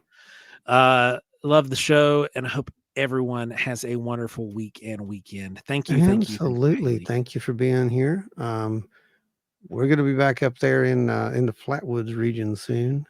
Yep. So try to drop by there if you get a chance. We're gonna have a good old time. It's gonna be some fun. Gonna be some real fun, actually. Alice says we're like ants to something else. I mean, possibly. And then you have the others. I mean, we can't look at this and say we know what this is. That's the problem. That's what these guys are doing. And if we do that, then we're not going to be any better than them. So really, it comes down to, it really comes down to a discernment kind of thing. I think is that the word I'm looking for? Possibly. I know that, for example, we meet a lot of people on the road. We meet a lot of people on the road. Dark Wolf, yes, indeed, that was what I was saying earlier. Yes, we meet a lot of people on the road, and some of those people seem like really good people at the time, right? Well, sometimes they're not, and I don't know that. I still hang out with them for a little bit, and until we get to know them. But that's the whole point. You got to hang out to get to know them. You got to do your research to get to know it, is what I'm trying to get at. And I think that that's what Lue's kind of getting at with this too. He's like, we can't keep running from this stuff just because we think it's this or we think it's that, because we don't know what it really is. The problem with this one is we don't know. It's superiorly advanced. And if it wanted us gone, we'd have been gone centuries ago, millennia ago. Joe says, an analogy that the human mind is capable of forming might be completely incorrect with these phenomena. Yeah, every analogy that, 100%. Yep. Yeah, we really have no way to conceptualize what's actually happening, because it is happening in such a way that you're dealing with extra dimensional stuff, unless that is your career field, is theoretical physics. You're not even going to be able to make sense of some of the terminology being used. No. And like we were talking about, okay, so it's hurting people at times, right? These lights can hurt people at times. Well, like Lue even says this, and we've said it before. We said it a long time ago. Is that by design, or is that a byproduct of the technology that's being used? Men in Black says, if we wanted you all gone, we would not have signed the accords. There you go. Allegedly. So, you have to look at it like that too. It's a way of looking at the data itself. Yeah, not everybody's hardwired for the type of comprehension. I mean, but that's the whole point, Tommy. I think Yeah. that's what we're trying to do, is try to get people to understand that you have to open up and start thinking outside the box. We're forced to at this point. We're going to literally be forced to. And putting that into perspective, Ron and I, we were talking earlier, and we were talking about some of the stuff in Lue's book. We were talking about stuff in the release of this Dirt. We have been so on the nose for so long, and we questioned ourselves. We questioned the directions that we were going, and we were right in it. Like, we would sit and like we would have conversations, and we'd go back and forth over what some of this stuff could be and whatnot. We were having the exact same conversations that were being had in these skiff meetings. We were coming to the same exact conclusions a lot of the time that these folks were coming to about how these things are coming and going, what these things are doing in the area, and why we're able to detect trace evidence after the fact. Yeah. And I think we have. I think that when we run across those, those signatures after we're in an area where these things have taken place, like, with the orbs took place, um, those are residuals. Those are literally ripples in space and time. And I think that that's what we are measuring. Can't prove that. I'm not an astrophysicist, but I can say that if we continue to gather the data, and the data continues to show us, look, this is happening right here where these things are shown, but it's not over there, then there's that. See, the thing is, while I'm no physicist, I know enough about physics to be dangerous. It was part of, we had to do in-depth physics, and I was a physics nerd in college and in high school. But when it went, building aircraft, you had to kind of get into the physics and whatnot. And man, was I glad that I did, because we started hypothesizing about some of this stuff. We started bouncing things around, saying, why would we get this information? What could be causing this? First thing that came to mind is like, well, this is tremendous amount of energy. This is an absolutely absurd amount of energy to produce the possibilities of what we're theorizing here. And that's the only mechanism that would cause this kind of a ripple effect that we're still able to detect now. And sure enough, we're reading in these reports, we're reading in Lue's book, conversations with Hal Puthoff, conversations with Jacques Vallée, where they were talking about these exact topics. And it was, we hit a home run. We hit a home run. We had it dead on the nose on what was going on and what we were detecting. And now that we know that, now that we have that kind of an information, we have a confirmation of our theories at this point, it is going to take us into a place where we're going to be able to move further in that research, because we can stop trying to guess at, well, is that really what we're getting? Is that, to now we're moving into a different position of saying, okay, here's what we need to make, here's what we need to build, here's what we need to try. And this is what we're going to see if we can prove out. Yeah, it's definitely something. Like I said, and I think it's measurable. I just don't know that, we'll ever be able to prove any of it. That's the problem.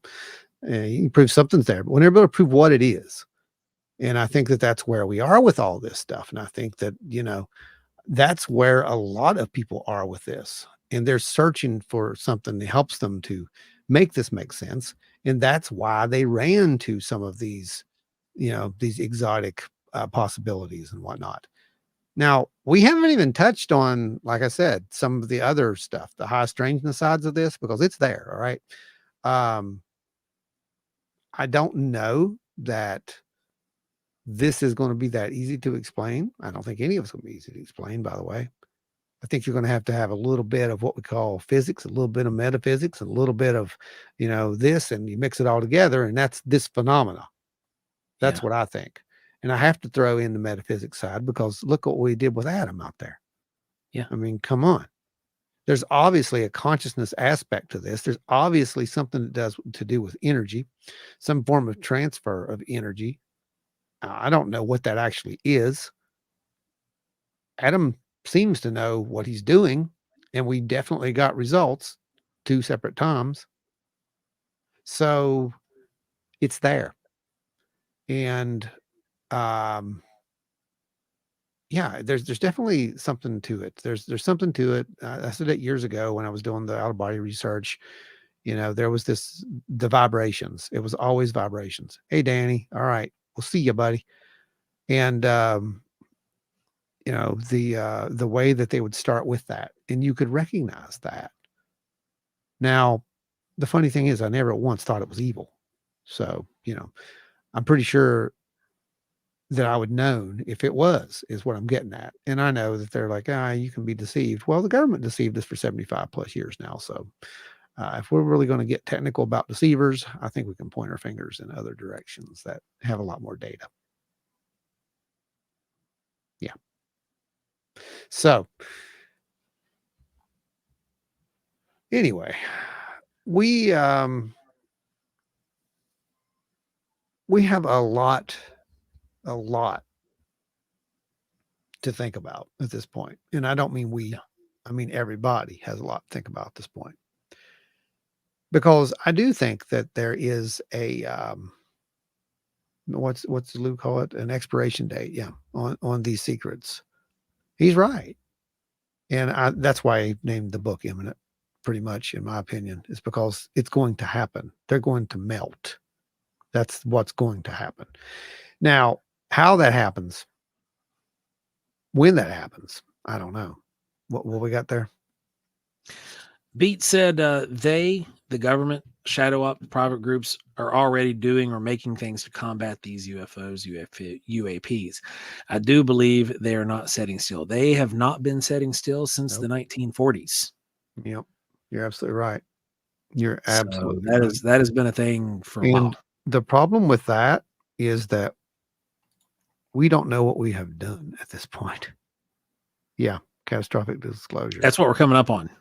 I got a feeling that it's going to be a big C disclosure, not a capital D. It's going to be a disaster.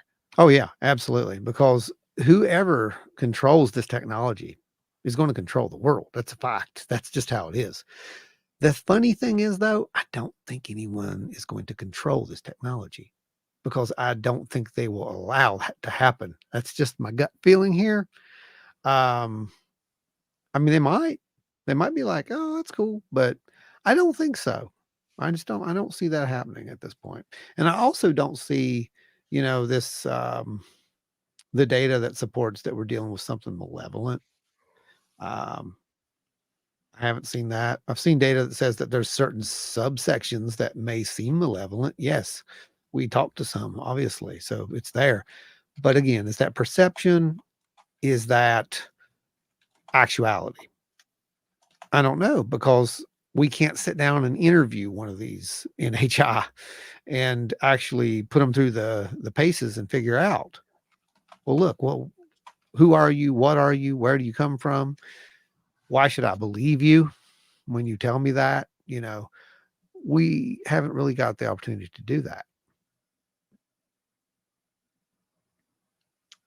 Dark Wolf says, what are the top 3 reasons the powers are keeping UFOs, capital D, from occurring? Capital P. With a capital D. Capital P. Power. Yeah. Power. You're talking about a technology, literally, Dark Wolf, that could free us from all of our energy needs. It could put us 0 point energy. 0 point energy. I mean, I don't even know how to explain what the world would look like at that. Well, I can't explain to you what the world will look like if that was a real thing. But I can tell you this: species who think that they are separate, that they don't exist on the same planet and don't care about each other, are not ready for that kind of technology. That's what I can tell you. And another reason, since he asked for 3, is the implication of the wrongdoings of humans and sovereign nations and what they've done to other countries using said technology that's been recovered, as well as to these non-human intelligence and what kind of potential intergalactic, interdimensional war crimes that would be. So Yeah, you brought up AI. AI, and I'm glad you did, because there's also the possibility that what you're dealing with here is some form of AI. We talked about this before too, that we are possibly dealing with some kind of a artificial intelligence, something that is so smart that it can, for example, mirror the movements, of Fravor's plane when he was chasing the Tic Tac, for example. Yeah. And then knowing exactly where it was, he was going to be at the cap point, an artificial intelligence, a really advanced, I mean, way beyond anything we've got, could do that. It could do a lot of things. We've showed this in multiple presentations that we've made, from reading your mind right down to, possibly even implanting things into your mind. It could be an artificial intelligence, a true artificial general intelligence would be so, or super intelligence. Sorry, a true artificial super intelligence would be an non-human intelligence for all intents and purposes, whether it be physical or simply a bunch of data. It's still intelligent. It's still non-human, and it still would have far more abilities to outthink us, outmaneuver us, outplan us, and win the game if it wanted to. It very well could, easily, because general AI wouldn't have the scruples of morality to have to consider or think about. Yep, exactly. So, yeah. Joe said maybe all species give way to their artificial equivalents at a certain point of their evolution. Maybe non-human intelligence are just hanging out, waiting to engage with what comes after us. It's possible. We're not there, maybe that's the whole point. Yeah. We won't get there, but our children may get there. We will not give the primates of planet Dirt power. You primates misuse everything from rocks to nuclear power. We are not fools, allegedly. Yeah, that says it all, doesn't it? Yeah. Beat says, what is scary is all these nations doing space exploration and the public does not really know what they are doing. Too late for controlled situations. Yeah. I mean, you're spot on. I mean, if you think that all of that is just for communications, you're nuts. Darkwolf says, I hope that others eventually grow weary of the secrecy and decide to land and reveal themselves and essentially declare time to grow up. Well, it would be nice, wouldn't it? Let's just hope that there's not the others that have other plans. Hey, man, all it would take is 3 hots and a cot to get me to jump on a spaceship. Right. I'll go to work. Yeah, I know. Got that Captain Kirk syndrome. I get it.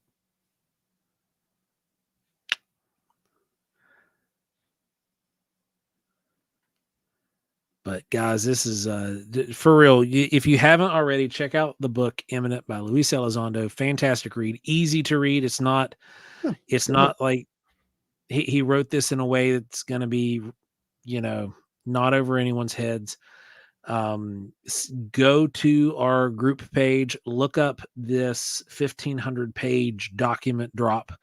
Go through those yourself. Some of those are a little deep. Some of those have a lot of 6-figure words or 6-syllable words that are kind of complex, and unless you've got a background in aeronautics or some kind of engineering, you might have to do some Google searches on some words, but it's okay. You can power through and see what they're showing you, because we are being drip fed information, and all you have to do is read between the lines. Yeah, pretty much. I think it's one of those things. If it's made for the people who know to know. drop up there, Tommy's thing. Captain Purdue, what's the name of your ship? The name of my ship on Helldivers is the Harbinger of Audacity. So Tommy had said there's a guy in California who was a firefighter, had an NDE, said he now knows that we're aliens in human form. And that's actually a common thread that runs through that, Tommy, that, a lot of experiencers do see that. I totally understand that one too. Yeah. Definitely. Mind sync stuff's baffling. Others know what we think by means other than not seeing you, return a shopping cart, or my evil sisters who poke into the bottom of chocolate juice. Yeah, right. That's always a fun thing. Miss Trackway says humanity may be contagious. Yeah, 100%. I'm gonna go with that. Terry McCullough, what's the chance that our nuclear tests and use have done damage in different dimensions? Maybe not galactic war, but dimensional war or dimensional ripping. There's potential. There's a reason that they're interested in that technology and our misuse of it. It's all speculation at this point. No one really knows, but there's definitely something there. Says his ship name would be the Scary McPolar Bear. Probably. I will say this: there's some people who they have nothing else to say about the book other than it's crap. It's all lies. It's Lue is painting himself as an action hero, et cetera, et cetera. My advice is to understand who this man is. He has vetted documents now, incredible documentation that proves who he is. They've gone after his character from day one. They've done everything to threaten this man. That here he is. He's pretty true to his word if you read that. And yeah, he's pretty bad. I mean, he was a tough guy.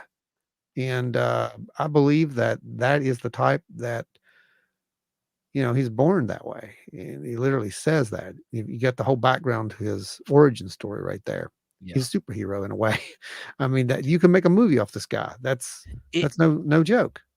It is very strange. And I've even asked people to look him up in DEERS. And if you're military, you know what DEERS is. And he's a restricted personnel file.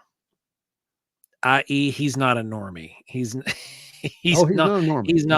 He's not the average enlistee. His military experience is not normal.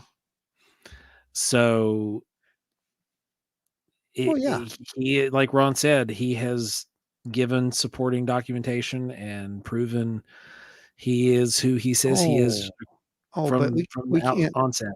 We can't believe him because, he claims that he was remote viewing something. I'll tell you about this one too, real quick. You guys who were at my presentation know full well what I told you, the protocols. He lists those protocols.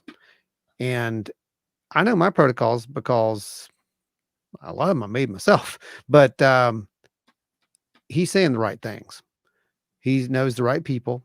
He wouldn't know those people. I mean, you know of those people, but you weren't in a skiff with these people. That's what I'm trying to say. He was. There would be no reason for him to be. When he says what he says about the remote viewing exercise that they've done, I fully believe. And he also makes it very clear. It's not that it's rare. It's the teaching of it that's rare. It's the understanding of it that's rare. And that leads right down to the whole consciousness, conversation. We can't figure out UAP. I even said that, I believe, at one point. We'll never figure out UAP until we figure out consciousness, because there's a link. There's something there. And that is the greatest mystery. Men in Black say we fully endorse Agent Elizondo. He is definitely not a misinformation actor on our payroll and certainly speaks the truth. You may trust him fully, allegedly. Well, I'll say this about that too. If I were, I don't know, trying to infiltrate a government of the planet and trying to make them understand maybe intervene. What would I do? That'd be something like I would do. I would probably do that. I would probably get somebody and manipulate them, lead them by the nose, as you like to say, and make sure that they're in the right place at the right time to see things and do things and write books, make documentaries, create podcasts, create web Reach out to pages. people, work with people. Yeah, Work reach out to through people. PTSD. Yeah, exactly. I would probably do that if I were a non-human intelligence that was actually concerned about this species and wanted it to survive somehow. If I didn't want it to survive, I wouldn't do any of those things. Just saying. This is oddly coincidental. Ron and I just talked about this 2 hours ago. We did. Tom DeLonge's plan seemed to be a distant memory. Did it fully? No. Tom went a different direction. Tom stepped away from the research, like scientific research, laboratory research, investigatory stuff, and took to the Stars Academy more in a direction of assimilation, using works of science fiction inspired by real events.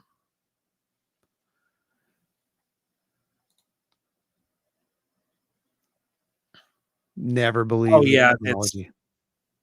Batteries taking a dump, man. That sucks. Yep. My old work phones used to do that. I hated that.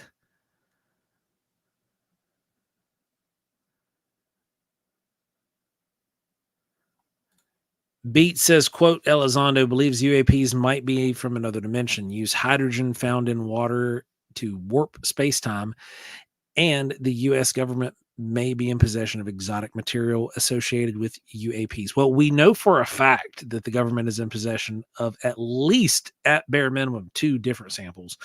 Guarantee you there's more than just samples at that.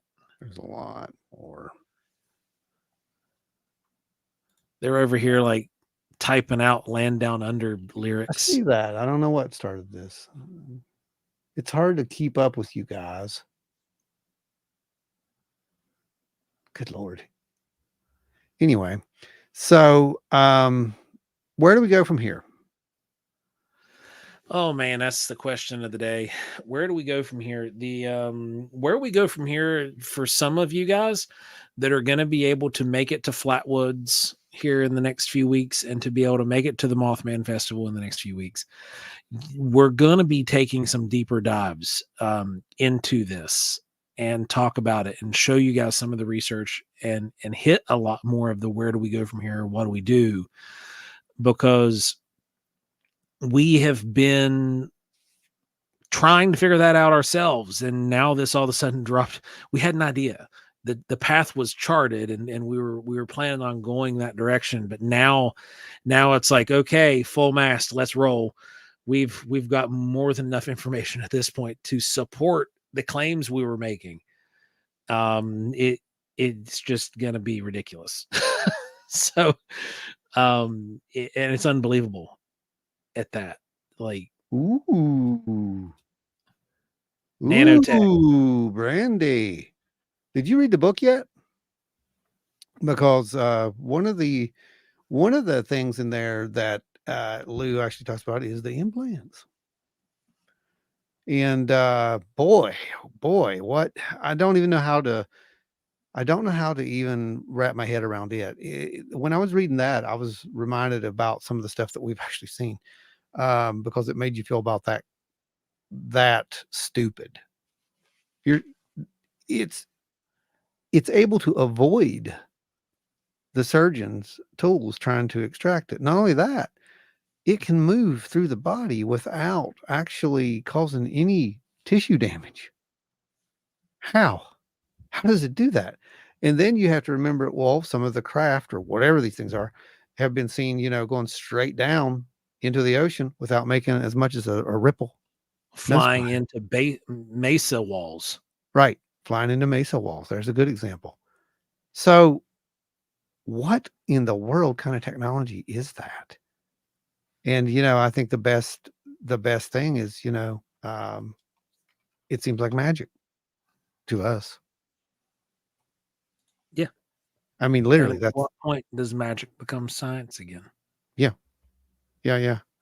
So that's where we are. We're trying to define this new thing. And boy, I'll tell you, it's man, it's gonna be a trip. I can tell you that. Buckle up, weirdos. Yeah, you buckle Yeah, in man. good. Buckle in real good because it's about to get bumpy. And as Joe was saying, what's that? And having what? Where's the rest of this? Spookfest was up top.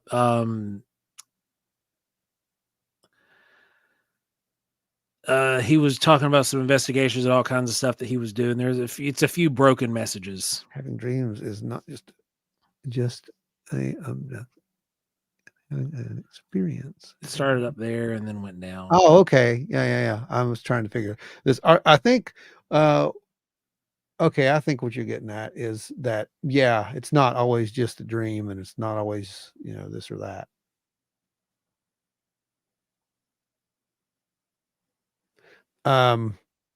Yeah, I think that's what that was. Super excited to get it. Yeah, it's a good book, man. It really is a good book. I mean, if you enjoy the subject, I think that this is one that every UFO researcher, ufologist, calls what you will, hobbyist, even enthusiast, etc. They're going to want this Joe's. Yeah, your average Joe's. You're going to want this book.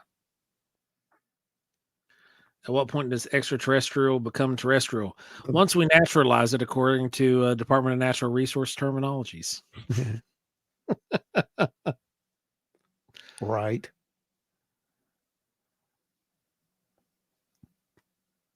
I think it's got to be like 25 years, no ecological damage, and holding its own. I think is like the standard. So like, what do you say? A few thousand years should already kind of probably should count. I would think grandfather it in. I think it would be just immediately. Yeah. So I think where we go from here is they have something else up their sleeves. There'll be more people come out. I think Joe had said it in catastrophic disclosure. You can expect some really interesting stuff to hit the fan here real soon. I got a feeling you're going to see some of the videos that he mentioned in there. I don't see them allowing him to mention them without a plan to actually show them at some point now that they exist. Yeah. So if that's the case, some of those are going to just be jaw dropping. I mean, the documentary he's been working on is going to be pretty interesting.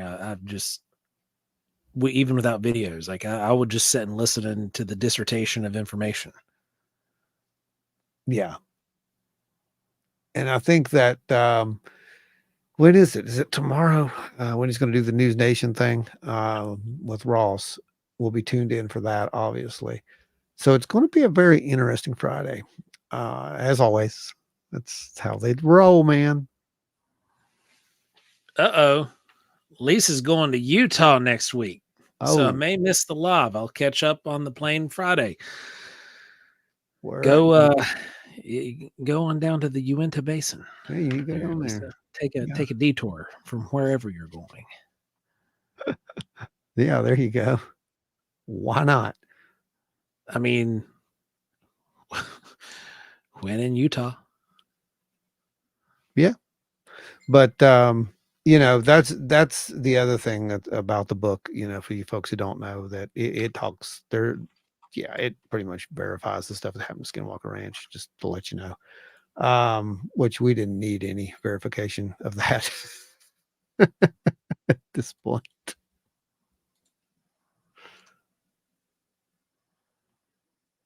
Got it up there?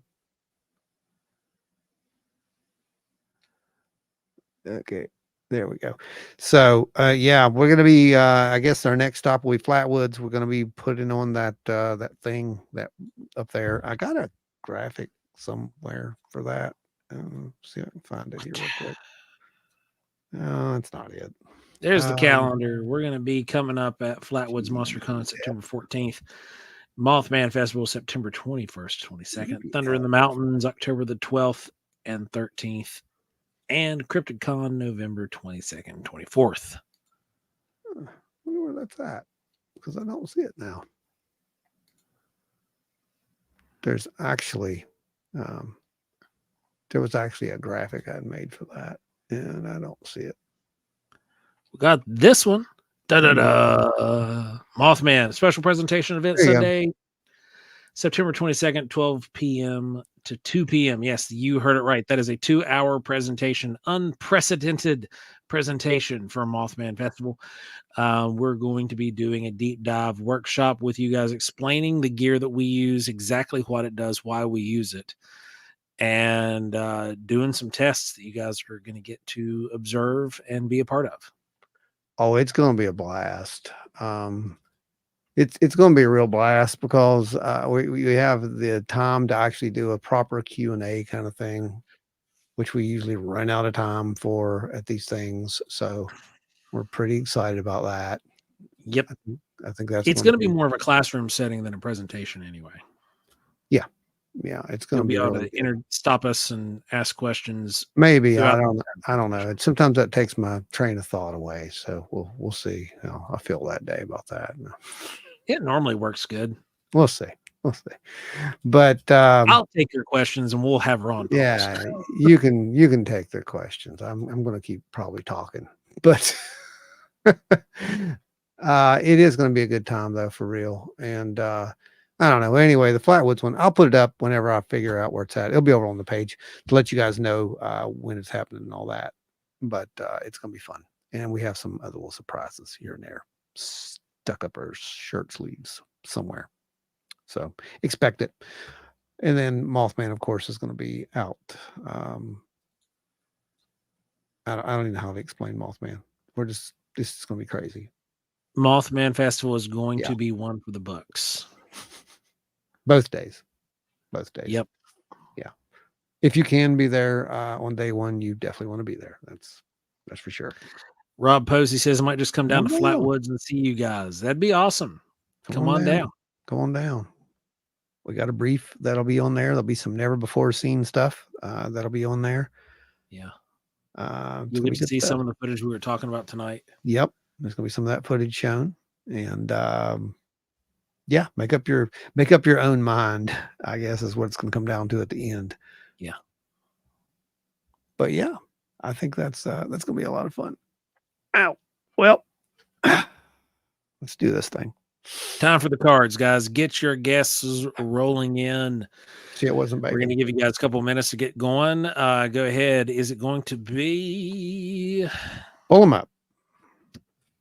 Let's do our consciousness experiments over here and get everybody involved. For those who are not familiar with what is going on, these are standard Zener cards. They are not magical. They are not mystical. They are not anything other than cardboard with a bunch of indescript symbols that aren't supposed to mean anything, but that people here, for whatever reason, have given the meaning, and I don't understand that. But it's just, whatever. Bacon is the one that has meaning. Yeah, that's what I'm saying. Bacon. So, yeah. So, basically, what you do is you look at those right there, those 5 symbols, 1, 2, 3, 4, 5, and you figure out which one is this. Now, sorcery. Right. That's it, Joe. That's what it is. So, out of your wizard hat, pull out the right symbol, Joe. Now, right now. Which one is it? Just like that. So literally give yourself that cue when you say now, I'll know what that is now. And you say it now, and then type it in, because that's what it is.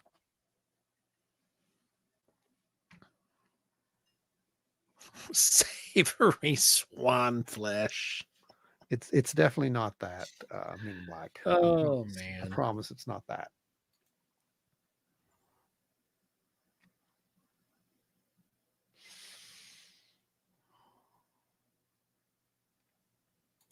Tom says I'm coming to the Mothman Festival with family in tow. You guys are going to have a ball.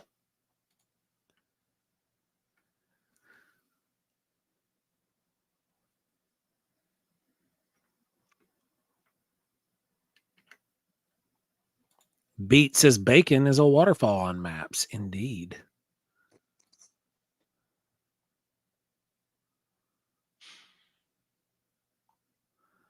Yeah, let's count them down real quick. Everybody get your guesses in. Let's see what you got.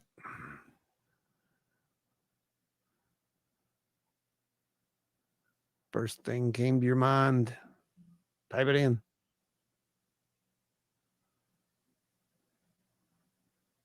Oh, yeah, we're going. We're ready. Ready? Got them. I'm saying square. That's mine. What do you got, Joe? I'm on bacon. Okay. Here we go. Square. Ron got the first one out the gate. Leading out the pack, we've got 1 square, then followed by 2 square, 3 square,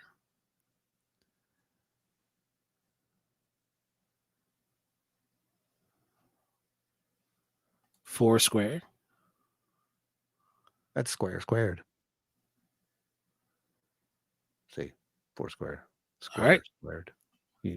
We got 4 sides to a square here. That's a math. We made it. And no one even got it.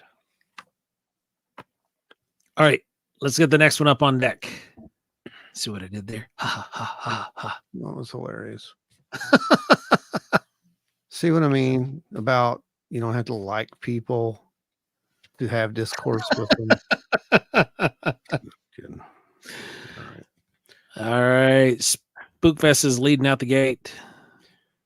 Just whatever you think of when you say now. That's what, would you quit, Joe? I swear to God.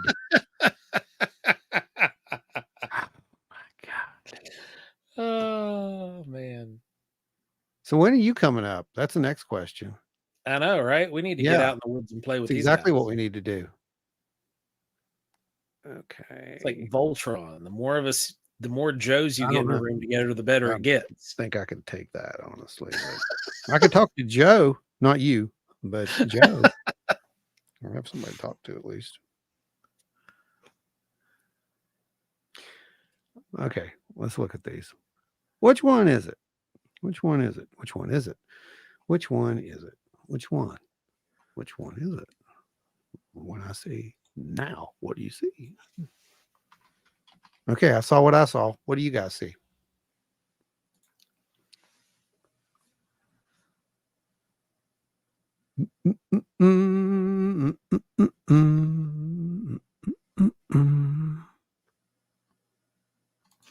Brandy sees into the past. That's what she sees. She's about 5 minutes behind us, I think.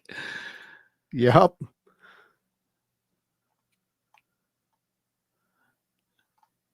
But she's right. Yeah. Oh, I know. 100%. All right. Let's see. 1, 2, 3, 4, 5, 6, 7, 8, 9, 10, 12. I think wavy lines is what I'm going to go with on this. Larry. Darkness. I see darkness. No. Oh yeah, we're ready to flip, man. We got everybody in. Flipping.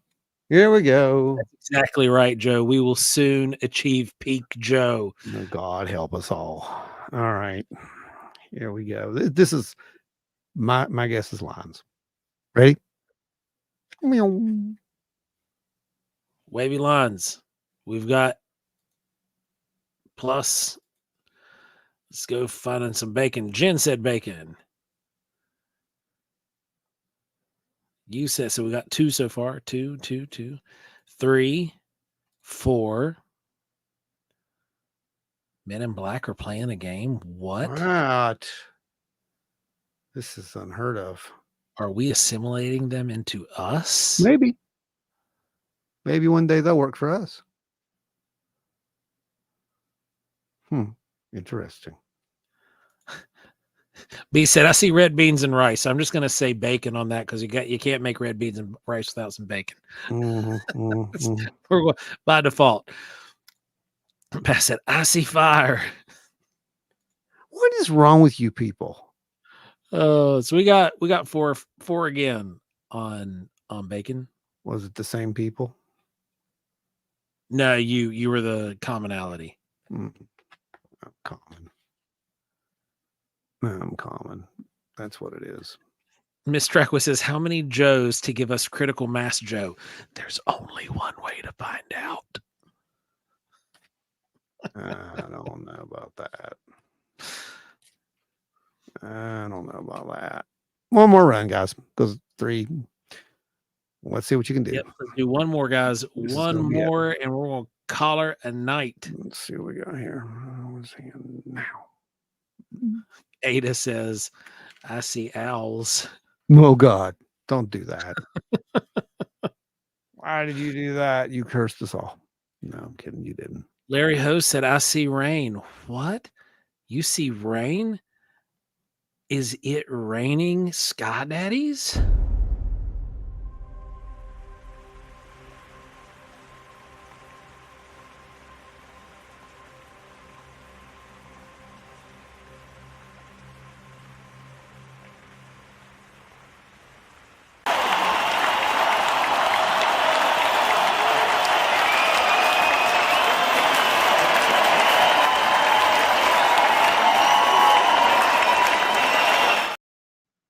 Okay.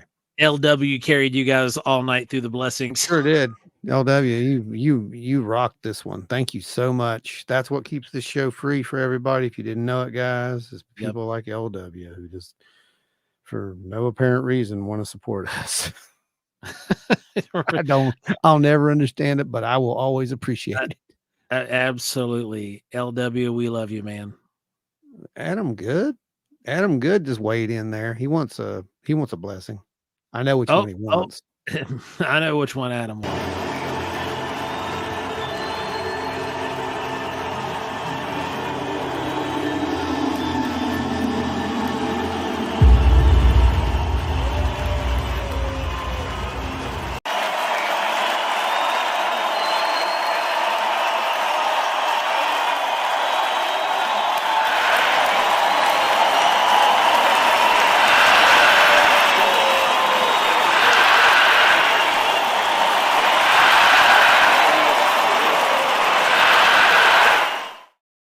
All right, that was wonderful. I don't remember what I chose now. Oh, it was circle. That's what it was. Circle is what I chose. But the problem being, now that you've gone over and did that, it doesn't matter, because by protocol, I would have to throw it out, even if it was a circle, because I could have easily just went over there and looked at that. See, Jen says this is for the wild and weird deck: a fart jar, a ukulele, a ghost possum, owls, and orbs. Oh God, no. I don't even understand anymore what's happened with you people. Trackway said, give each Joe a hearing and let's be Joe Lander this out. There can only be one. Oh no. Oh, Kelly said circle. Kelly, my wife's watching. Oh no. I'm going to go with circle too, but we'll see. Let's see what it is. Ready? Are we ready, guys? You guys ready? We're going to do it here. Here we go. 1, 2, 3. Square. We were all wrong. Every single one of us. None of us got it. All wrong. We got. Let's see who got square. Who got square?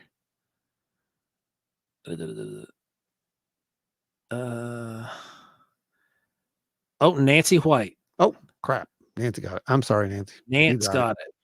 The only one was on the wavelength tonight. Going through. Adam's only guess was a cube, so I'm gonna give that a square.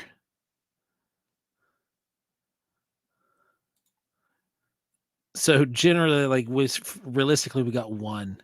Yeah. We ended tonight on a 1. Nance, you got it. Congratulations. You just won. I don't have anything to give you, but you won. So Nikki Bennett said I got 0 again. She was the longest running no correct. Didn't she get one week? Yeah, she got a couple on one night, and then now she's back at 0 again. All right. Well, you've reclaimed your spot. That's all that's important. We don't want to send up any red flags. Thank you for hanging out with us tonight. It's been an absolute ball. You guys always make our week better and are the highlight of what we do here. It absolutely is our favorite time of the week to get to spend time with you guys and hang out. And really, honestly, wouldn't trade it for anything. It's an absolute ball. We hope you guys continue to have a good time with us. Remember, share us out with your friends. You surely are not the only strange, unusual individual No, you in can't your be. circle. You can't be. There will be others who will probably like to see this stuff. Hopefully.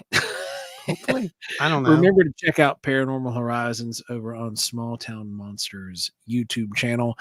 There's still plenty of episodes coming out over there to watch. We've got currently 2 live episodes right now. Definitely go check those out and let us know what you think. And then tune into the next episode next month. Make sure you subscribe to our YouTube channel. Mash that like button, share it with your friends, tell everybody, because y'all are awesome. Look at that. We're almost at 2,100, guys. That's a record for us. It is. It is. Yep. It is. We're at 2,095 is where we're at. We need 5 more to hit that 2,100. And then they'll watch this episode and replay, and we'll lose the 5. So and delete. They'll be like, "Up, nope, those guys. No, those we're guys not are watching that. That's ridiculous." Oh man. Well, we appreciate each and every one of you guys. Remember, if you, like a certain individual here at the beginning of the show, have had a strange and unusual sighting and would like to relay that over to us, you can reach us at wildandweirdwv.com. Click the Report of Sightings tab. You'll be asked a series of questions. Once you fill in the query and send it in, we will follow up with you. We're in touch with researchers now on multiple continents, so odds Soon are pretty to be good. multiple planets. That could be multiple planets. We could get you in touch with somebody that would actually come out and do some boots on the ground investigation in your area and do their due diligence to corroborate your sighting with some evidence. Now, if you, like many, many others, would like to support Wild and Weird Radio and keep it free for eons and eons to come, just share it with your friends. You don't have to give us money. You don't have to donate. Well, we're not but if stopping you do, you. We will never stop you. If you do, it does not go unnoticed. And you too can reach executive status over at Wild and Weird Radio. You all are what keep this show going week in, week out. And for that, we thank you. Ron, anything you got to close out on? No, not really. It's going to be a good weekend. I think the weather's getting warm again. Get out there and enjoy it. That's about all I can say for you. I don't have anything. No words of wisdom from me. Obviously. Well, remember, if you yourself find yourself on the end of one of these red and blue parabola shaped light things, and do your best just to wind up on the red side. The last thing we need is for you to be turned into a McNugget. Stay wild and weird. That's how we get space jelly. How we get space jelly right there.